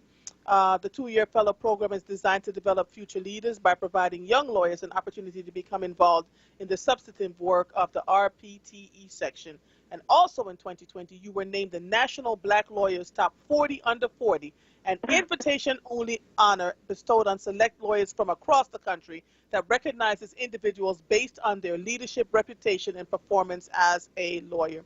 What advice do you have for, I have friends who try to buy property, real estate property here in Philadelphia, commercial real estate property in Philadelphia, and were rebuffed but went to Baltimore, and Baltimore has now given them blocks, and has worked with them with financing to do what they need to get done to move ahead. The roadblocks are quite intense for people of color. Right. What do you, I can't even think of the question that I'd like to ask, because you're talking about financing, but I sort of feel like financing is a part of it, but what else can they do to make themselves ready to get to the table beyond financing? I think being informed of, and I'm not saying that folks aren't informed. I'm sure that the people who have reached out to you and who have gone through this experience, they do their homework, they do their research, and all that. So I don't mean to say that, people aren't being informed, but with that said, I think, again, it may sound, redundant, or I'm just going to repeat myself, but really bringing in a legal professional early in the process, or at least a real estate professional, someone intimately familiar with the process in Philadelphia. If folks haven't gone through this process before, it could be a little tricky, and it's important that you have someone who's gone through it before guiding you and advising you. So at least a real estate professional that's intimately familiar with the process in Philadelphia. That, I would say, would be the biggest help that you can get.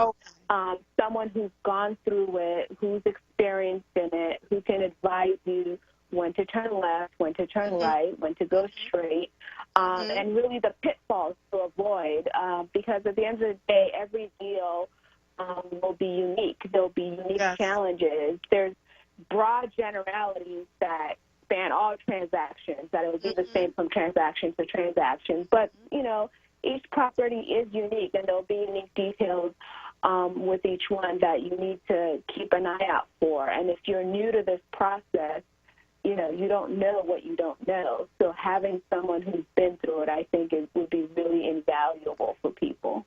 All right. So you've said this to me several times early on in the process. Would you say they need to bring someone to the door immediately? Because that sounds to me like that they should not even go to the conversation without having a lawyer or a real estate agent with them. Well, I think if you've identified the property you want, I think that would be the first step. You have to know what you're trying to buy. But once you've identified the property you want, speaking with a real estate professional, even if it's just on background, even if you may not retain someone right away, but most professionals would have like a consultation conversation with you, or a background conversation with you. So even if you're not ready to, retain somebody, you can at least get the background information that you need. So that way you at least have the framework for your specific transaction. Okay. Talk to me now about how COVID-19 has impacted commercial leases. Because there are businesses having to renegotiate terms with their landlords, because a lot of businesses are shuttering their doors. So what does that mean? Can you talk to us a little bit about that right now? Yeah. So unfortunately, the pandemic has had a huge impact on a number of businesses. in the community. Well, it's had an uneven impact, I should say, on commercial tenants. Some businesses haven't really been as affected. These are, it could be the essential businesses or the ones that could more easily transition to remote work. They've had less negative impacts. But other businesses have really been more severely impacted. These are primarily retail, personal services industry, businesses that serve the hospitality and tourism industry, and other quote-unquote non-essential businesses that have been affected by lockdowns. And I say quote-unquote because to the business owner, their business is essential, even though the government may deem it otherwise. So it's been very tough for many small businesses, and a lot of people have had to go to their landlord, renegotiate their lease, try to come up with different arrangements. And fortunately, most landlords, I should say, at least in my experience, are willing to work with their tenants because at the end of the day, it's better to renegotiate the terms of a lease with a tenant so you still have some money coming in from the landlord's perspective. As and an empty building, right. Losing the tenant entirely. So, I mean, if you'd like, I can go through some of the things that the parties have, some of the types of negotiations that have been going on. Yeah. All right. So one big thing is rent assistance. And before I start, I should say that, it's important for the tenant, before they approach the landlord, they need to have a clear idea of the outcomes they want. So this requires, taking a hard look, an honest look at the business and the finances and figure out, okay, what do we really need? Right. Some businesses just require temporary rent relief to kind of weather the storm. Others, it may be more practical for them to move to a smaller space within the property if it's available. And, for some other businesses, the most practical thing may be for them to try to negotiate an early termination of the lease. No one ever wants to shut their doors, but this is part of the honest assessment that the businesses have to take on. So with respect to the rent assistance, some landlords are offering either rent abatement, which is just essentially forgiving the rent for a few months, or rent deferral, which means the rent would have to be paid back eventually. And then the deferred rent may be subject to interest.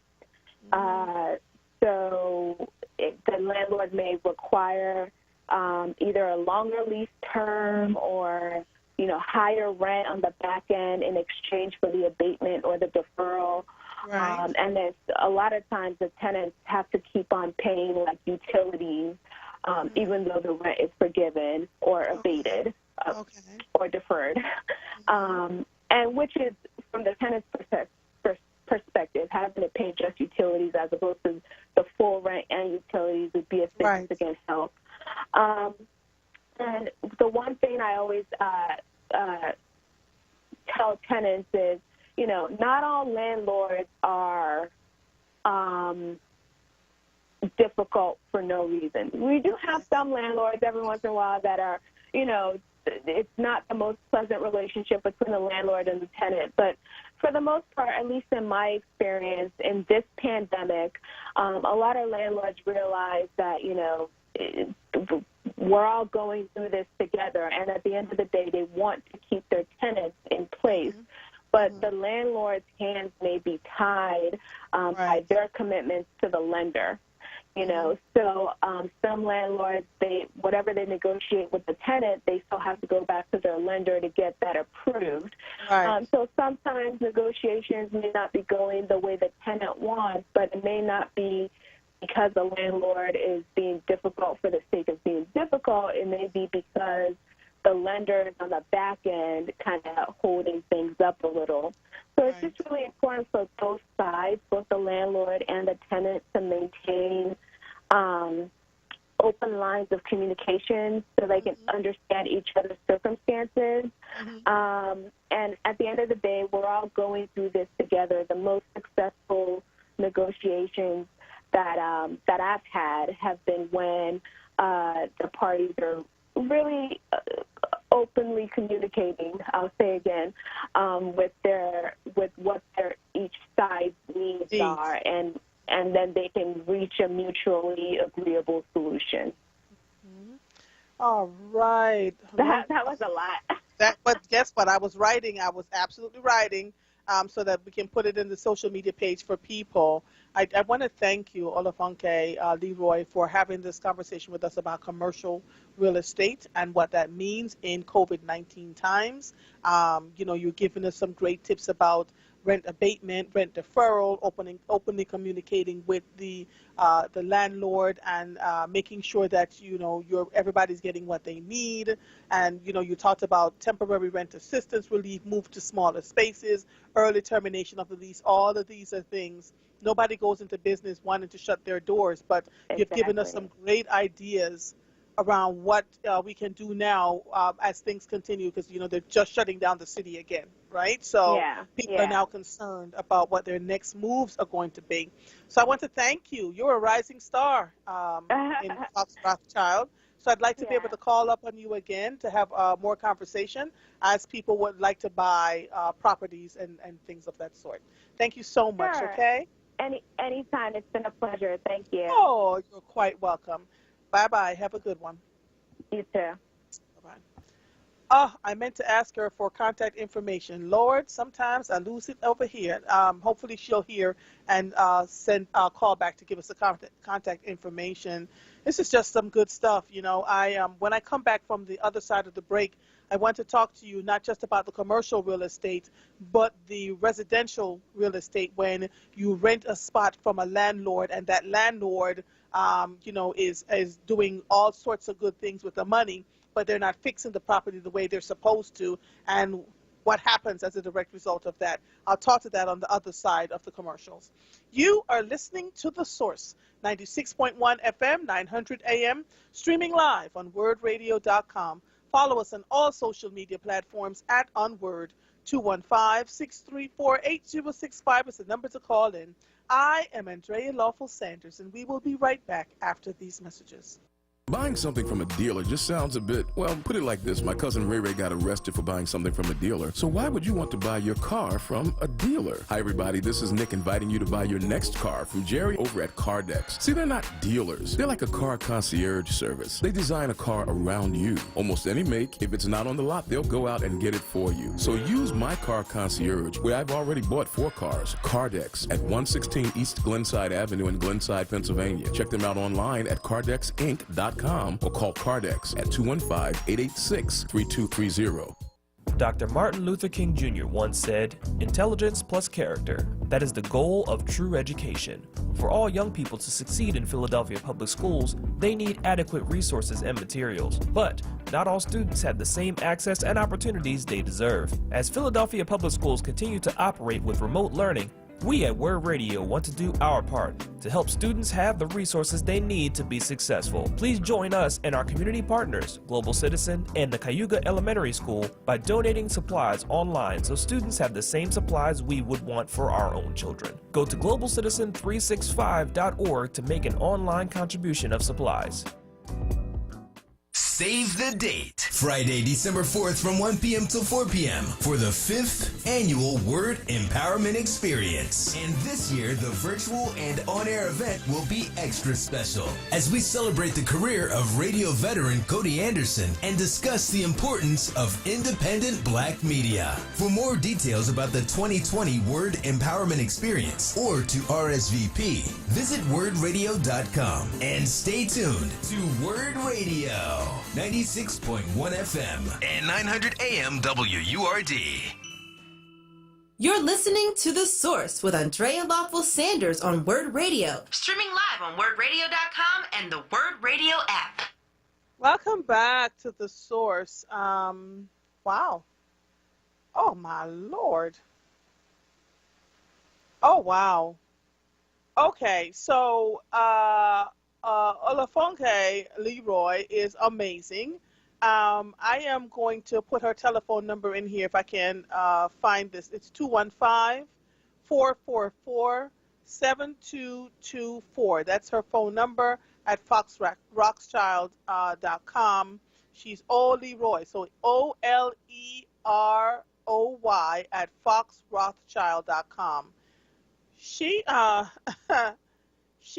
helped to launch at Fox Rothschild a pro bono program to help the West Philadelphia business corridor after the riot. So we've got some bright young voices and minds of color in this city, and my aim is to highlight as much of them as I possibly can as they're doing the work behind closed doors.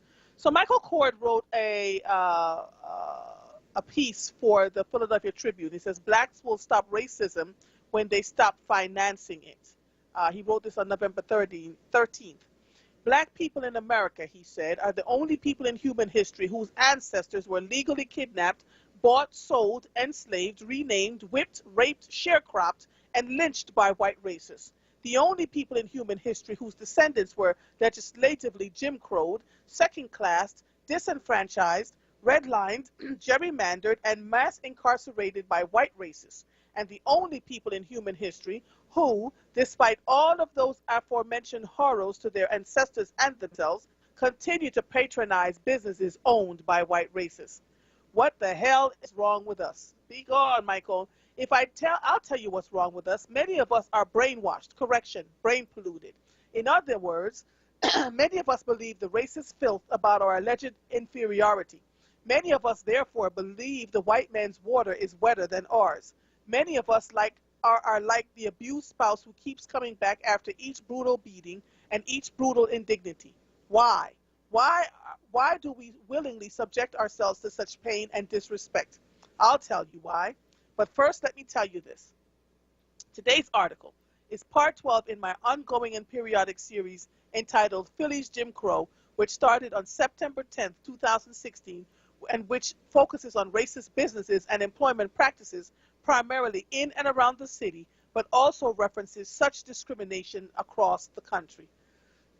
Here's why we willingly subject ourselves to such pain and disrespect.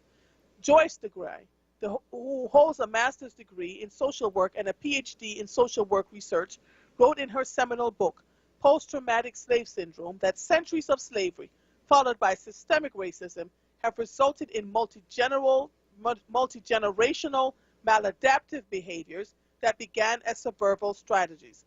It's Malcolm X's point about how, during slavery, some blacks were so psychopathic to whites that when their so-called owners weren't feeling well, they would sincerely say, "What's the matter, boss? We sick?" Think about that for a second. Those particular enslaved black people were so brain polluted in their survival mode adulation. He's right, adulation, that they could literally feel masses, i.e. the boss's pain.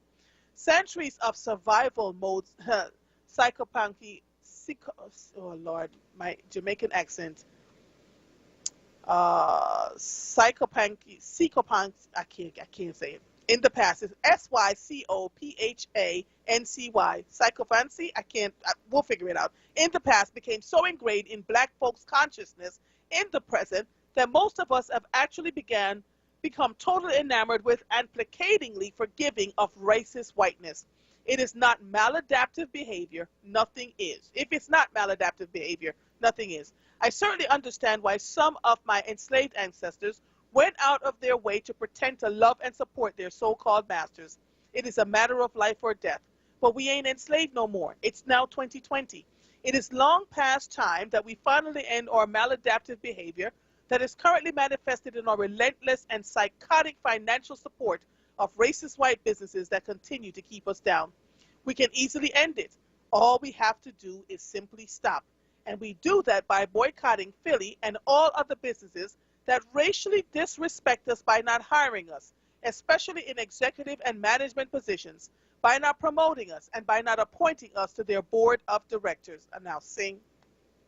Let me stop right there. He makes a great point. I am having conversations with people who are chief executive officers, leaders of certain organizations and nonprofits. And one of the things that I hear them saying, and I don't know if they're hearing themselves, well, we want black people on our board, but they have to come, what's the word that they use? Ready, and they have to come with all the things that would be necessary for them to be respected. So respected means they have to have attained a degree at the University of Pennsylvania, or teach at the University of Pennsylvania, or doing something of that level. Then these boards never look at the person who is a community leader, who has so much great advice to offer in their search for wanting to have the blue-bloodedness, and not realizing that that is a part of being, it's being blind to their racist tendencies, even though they don't see it as that, right? When they do stuff like that. And so when you look at these boards, they're people of leader in industry who are now in charge of thinking about what happens to the black people that they're supposed to be serving, the black and brown people that they're supposed to be serving, and they're so tone deaf in the way they look at things because they don't see us from a human perspective. It's, well, we know what's best for them, so we're going to put policies and procedures in place to give them what they will need, instead of putting people on their boards that can understand what's going on in their communities and support them through the process. So which one of us is crazy here, right? Are we trying to do what we need to do, or are we trying to do something else? So are we trying to do what we need to do, or are we trying to do something else? So going back to Michael Cord's article, I must make it crystal clear that I am not talking about handouts. I am talking about equity. I'm talking about recognizing our ancestors' essential role in building this country in general. After all, you do know, don't you, that our ancestors built George Washington's Mount Vernon VA plantation/estate in 1758, Thomas Jefferson's Monticello VA plantation estate in 1772, the White House in 1792, and the U.S. Capitol in 1793. I am also talking about recognizing our ancestors' essential role in building corporate America in particular. After all, you do know, don't you, that our ancestors built New York's Wall Street in 1652, which was used as a slave auction site from 1711 to 1762? While reading Princeton University's American history professor James McPherson's book, Battle Cry of Freedom, award-winning author and journalist Tanisha Coates noted Yale University African-American Studies professor David Blight's recorded lecture about McPherson's work, wherein Blight stated, by 1860s, there were more millionaires, slaveholders all, living in the lower Mississippi Valley than anywhere in the United States.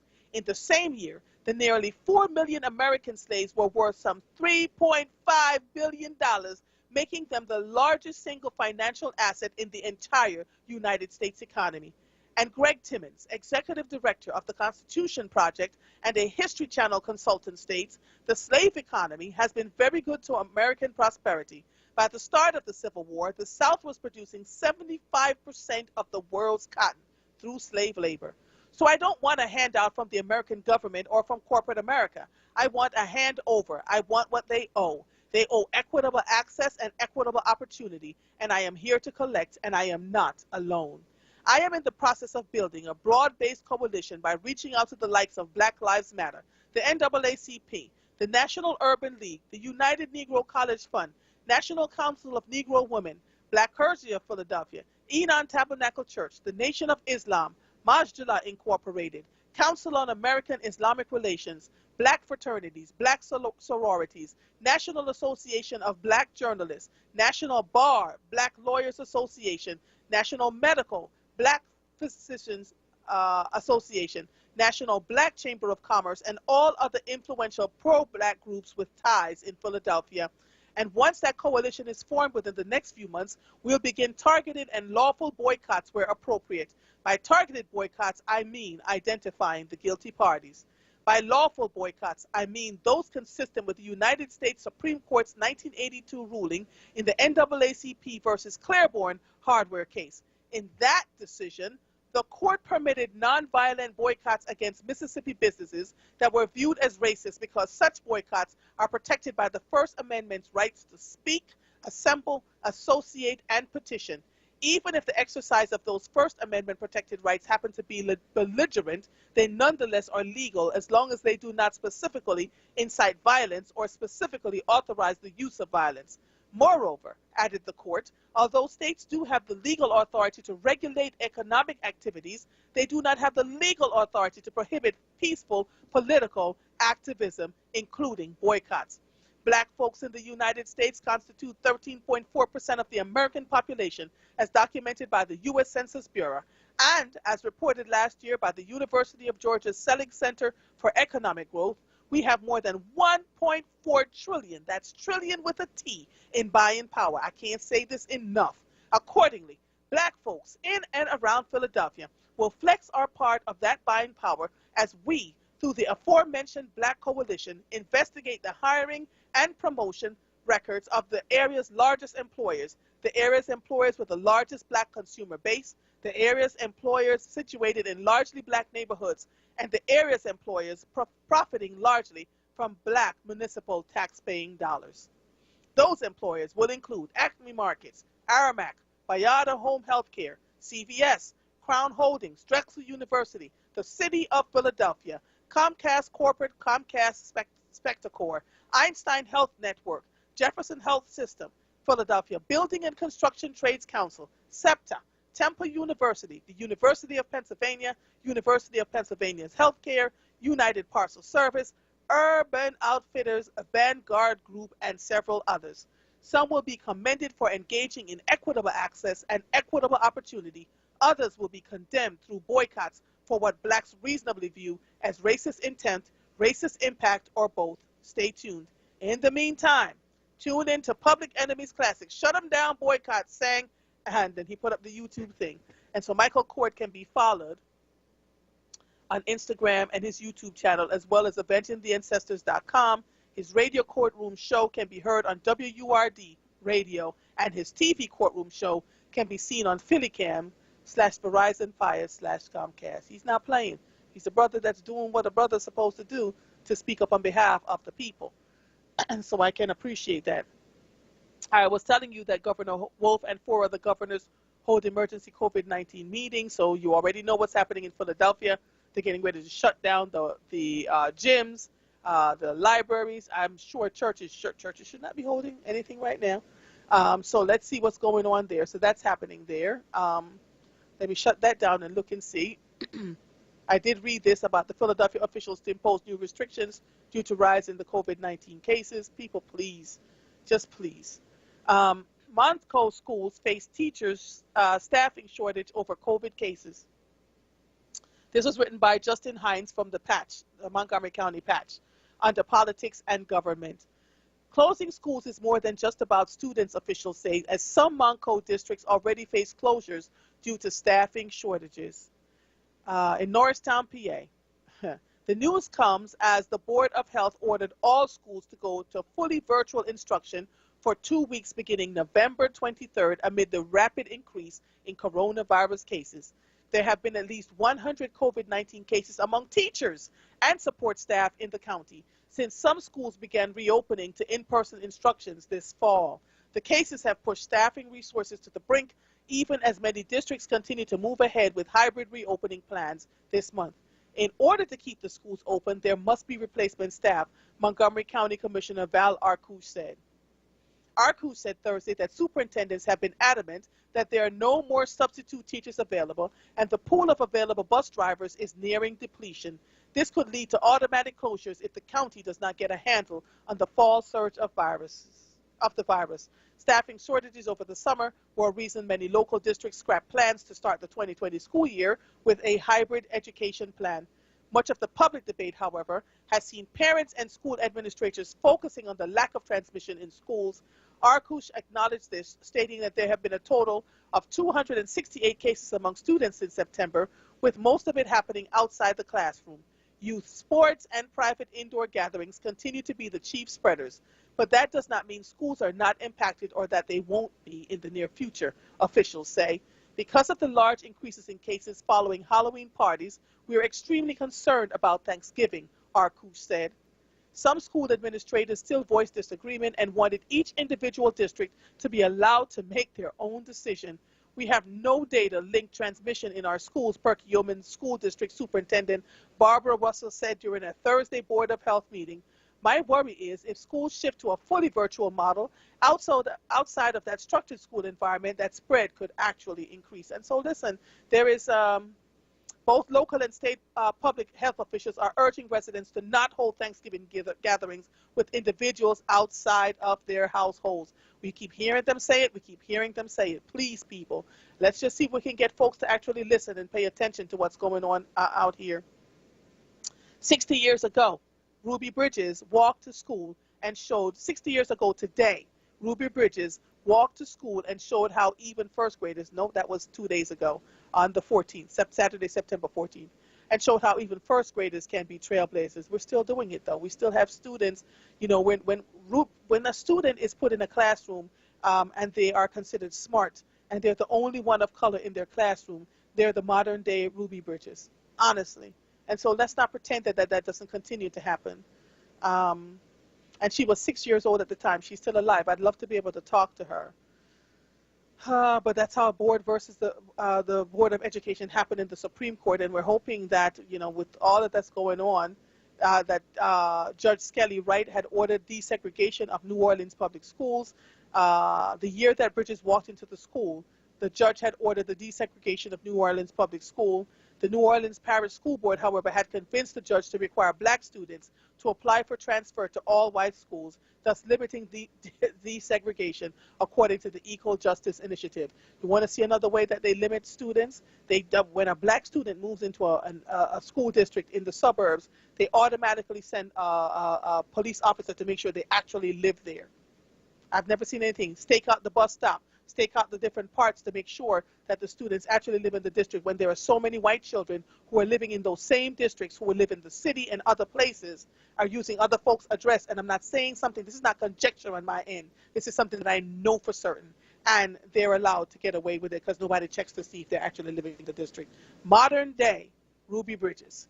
You are listening to The Source, 96.1 FM, 900 AM, streaming live on WURDradio.com. Follow us on all social media platforms at onWURD.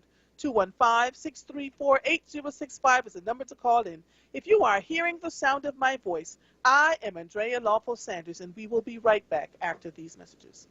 Jefferson Health offers no-cost COVID-19 testing at St. Raymond of Pinafort Church. Testing is on Thursdays and Saturdays. For testing hours and more information, call 1-833-533-3463.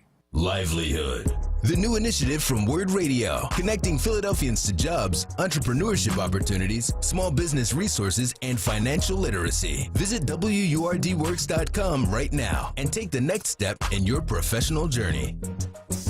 Work, work, work, work, work, work. To me, I be work. Livelihood is supported by the Nightland Fest's Local News Transformation Fund, Borealis Philanthropies Racial Equity and Journalism Fund, and the Solutions Journalism Network. The WURD Radio Newsletter, keeping you informed, engaged, and connected. Sign up by visiting WURDradio.com. Scroll to the bottom of the page and type your email address under Connect with Us. You'll receive the latest information on WURD Radio, messages from our president and CEO, Sarah Lomax Reese, exclusive articles and multimedia content, and resources. Stay informed with the WURD Radio Newsletter. Keeping you informed. As a community service, WURD Radio and the Black Doctors COVID-19 Consortium wants to keep you informed about where you can get no-cost, barrier-free COVID-19 testing this week. These locations offer free flu shots and coronavirus testing. Tuesday, November 17th, from 12 noon till 4 p.m. at Esperanza, 4261 North 5th Street. Thursday, November 19th, from 4 p.m. till 7 p.m. at Sharon Baptist Church, 3955 Conshohocken Avenue. Friday, November 20th, from 10 a.m. till 2 p.m. at Deliverance Evangelistic Church, 2001 West Lehigh Avenue. And Saturday, November 21st, from 11 a.m. till 4 p.m. at the Leah Chorus Center, 1776 North Broad Street. Stay informed and stay well with WURD Radio. 96.1 FM and 900 AM WURD. You're listening to The Source with Andrea Lawful Sanders on WURD Radio. Streaming live on WURDradio.com and the WURD Radio app. Welcome back to The Source. Fall season is the perfect time to grab a sweatshirt and a WURD membership. I got you covered. My girl, Sincerely Sarita, is giving away a free sweatshirt when you purchase a WURD membership now through November 16th, which is today. Just use her code SAVESPACE to receive your free sweatshirt with the purchase of your forward membership. Go to wordradio.com/join now to join or renew your forward membership today. Don't forget, you'll get your free sweatshirt. So go ahead and fill out, renew your WURD membership or join today. It really helps us all over here with Independent Black Talk Media. So listen, there are two things that I want to talk to you about before I get off the air today. Both of them are incredibly important. The first one was written by Black Enterprise editors yesterday. Rawlin Lee Tate Jr., an 18-year-old teen from Georgia, has made history as the first Black valedictorian in his high school. More than that, he has secured $1.3 million in college scholarships. In a now viral tweet, Tate shared his list of academic accomplishments, which included having a 4.7 GPA, being the top of the class for 7 years, and being a Georgia scholar. He took 21 AP courses, and he never got any grade lower than a 98. Tate had, do you understand what that is? Woo, brilliant. Tate has been accepted to 14 colleges such as Ohio State, Florida A&M University, Georgia Tech, Morehouse, Howard, Rose-Hulman, Hampton, University of Georgia, North Carolina A&T, Tuskegee, and more. This is the brilliance that is within our children. Out of those schools, Tate decided to go to North Carolina A&T, where he will pursue a degree in mechanical engineering in full academic scholarship. Aside from his academic achievements, Tate also excels in extracurricular activities and clubs. He has played 2 varsity sports and become inducted into 7 National Honor Societies. He was part of the school band, taught himself how to play piano, and is a rapper. Despite all the success he's achieved, he says he has more to learn, and he's not afraid to ask questions. My advice to others is to always stay humble and do your best, he says, and don't get preoccupied with competing. He told, because of them, we can win. We talk about people like this young man, Lee Tate, Rawlin Lee Tate Jr., because when you look at him, he's an average-looking young black male with dreadlocks. The gatekeepers in education would have held this young man back for name the reason here, right? And so we want to make sure that we're protecting our children so that they can get to 18 and then beyond and have the kinds of lives that they need to. It's something else that I want to read to you that is really bugging me. Authorities following every lead into black teen death. Kawan Charles talked about it last Thursday. This happened in New Iberia, Louisiana. A Louisiana sheriff said Saturday that his office is working hard to ensure no stone is left unturned in determining what led to the death of a black 15-year-old whose disappearance sparked speculation about racial crime. I want to assure the public that I and my team are doing everything we can and following every lead to gather evidence into what happened in the untimely death of Kawan Bobby Charles. Iberia Parish Sheriff Tommy Romero said in a news release, "Pay attention, people. Any loss is a tragedy, and this is especially true when it is a young person. Although we believe it is important not to compromise any part of our investigation, we are prepared to release some details so that the public can be assured we are not resting in our effort to find the truth," he said. The Iberia Parish Coroner's Office announced Friday that drowning appears to be the most likely cause of the death of Charles. At this time, we have no evidence of ante-mortem trauma, pre-death injury to Charles, said the preliminary autopsy report. Any cuts on his face were made as part of the autopsy, and any damage was probably caused by aquatic animals since his body was found in water, the report said. Evidence of drowning, including muddy water in his airways, hyperinflated lungs, and water in his sinuses, according to the report signed by the coroner, Dr. Carl Ditch. The final report is pending autopsy results, toxicology, and police investigation, it said. The teen's family, now I want you to pay attention to this, filed a missing persons report on October 30th in the St. Mary Parish town of Baldwin. His body was found on the evening of November 3rd, about 20 miles away in the woods near the Iberia Parish town of Laurelville. Romero said investigators have spoken with at least one witness who reportedly saw Charles before his death in the area where he was later found. We have obtained and reviewed video evidence showing Kawan Bobby Charles near that area, he said. The video in evidence indicates no other individuals present with Kawan or anyone else present in the time before or after he's seen on the recording. Demonstrators at the state NAACP and the state NAACP president have called for Justice for Kawan Charles, a fundraising page set up to raise $15,000 for an independent autopsy, and other expenses show a photo of his face next to the one of 14-year-old Emmett Till, who was lynched in 1995. Lord Jesus. It brought in, they went to raise $15,000. It had brought in more than $244,000 from 12,800 donors as of Saturday. What is happening here is the mother said a woman and her son came to her house that knew her son and took the child out without her permission. And the next time they were looking around, could not find her son. The boy disappeared. And when they went to police to file the missing persons report, they say, well, we don't know. He may have run away from home, the whole 9 yards. And they think something racial, that this was a racial crime. Pay attention to your children. Not everybody who says that they love them are actually going to love them. And in a time right now where this country is facing so much division, you want to hold your children tightly to you. I know that it's, they are bored out of their skulls from being home, but you're going to have to find more creative ways to keep them occupied, because this is not a good thing. It's not a good thing. So it's really interesting, pay attention here, and we're going to keep following this case to make sure that we follow and see what's happening here, because I think more is going to come from this than people want to talk about. This was written by The Atlantic. Let me just go back over here to make sure. So this was national news. God bless Dee. Dee has been keeping us on target. Dee Patel, by the way, is our new program manager. So she sends us these news list reports every day. Louisiana pediatrician accused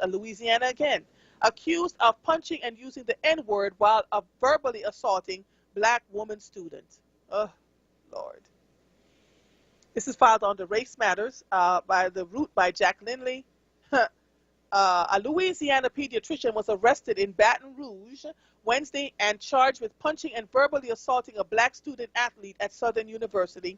KATC3 reports that 54-year-old Shane McKinney, a pediatrician at Our Lady of the Lake Children's Hospital in Baton Rouge, has been charged with simple battery after he was questioned by police about allegedly racially motivated attack on a 22-year-old black woman near Louisiana State University.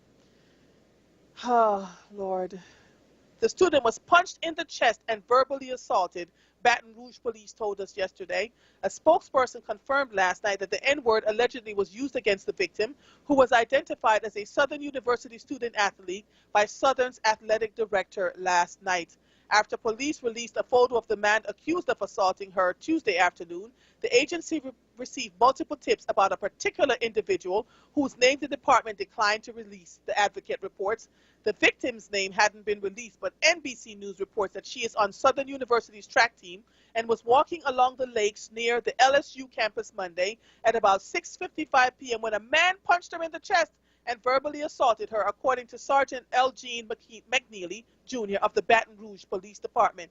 Pay attention. The suspect quickly ran away from the area after the incident occurred, McNeely said in a statement accompanied by a photo of McKinney, NBC News reports. Oh, Lord. Roman Branks, the athletic director of Southern University, a historically black college, said in a statement that the school believes the attack was racially motivated and that school officials are wholly and completely focused on the safety and well-being of the student athletes. Again, I keep telling you that there are things happening around the country. Don't think that because you are doing what you're doing and you feel safe. Don't take it for granted that you're okay. Let's see. So that was the Baton Rouge doctor charged. Let me see what else we have here. I read Michael Cord's piece. In sports, the scouting report on Justin Herbert when he entered the draft out of Oregon was that he had the tools to succeed as an NFL quarterback. And so a few minorities are getting a chance at the NFL stepping stone quarterback coach job.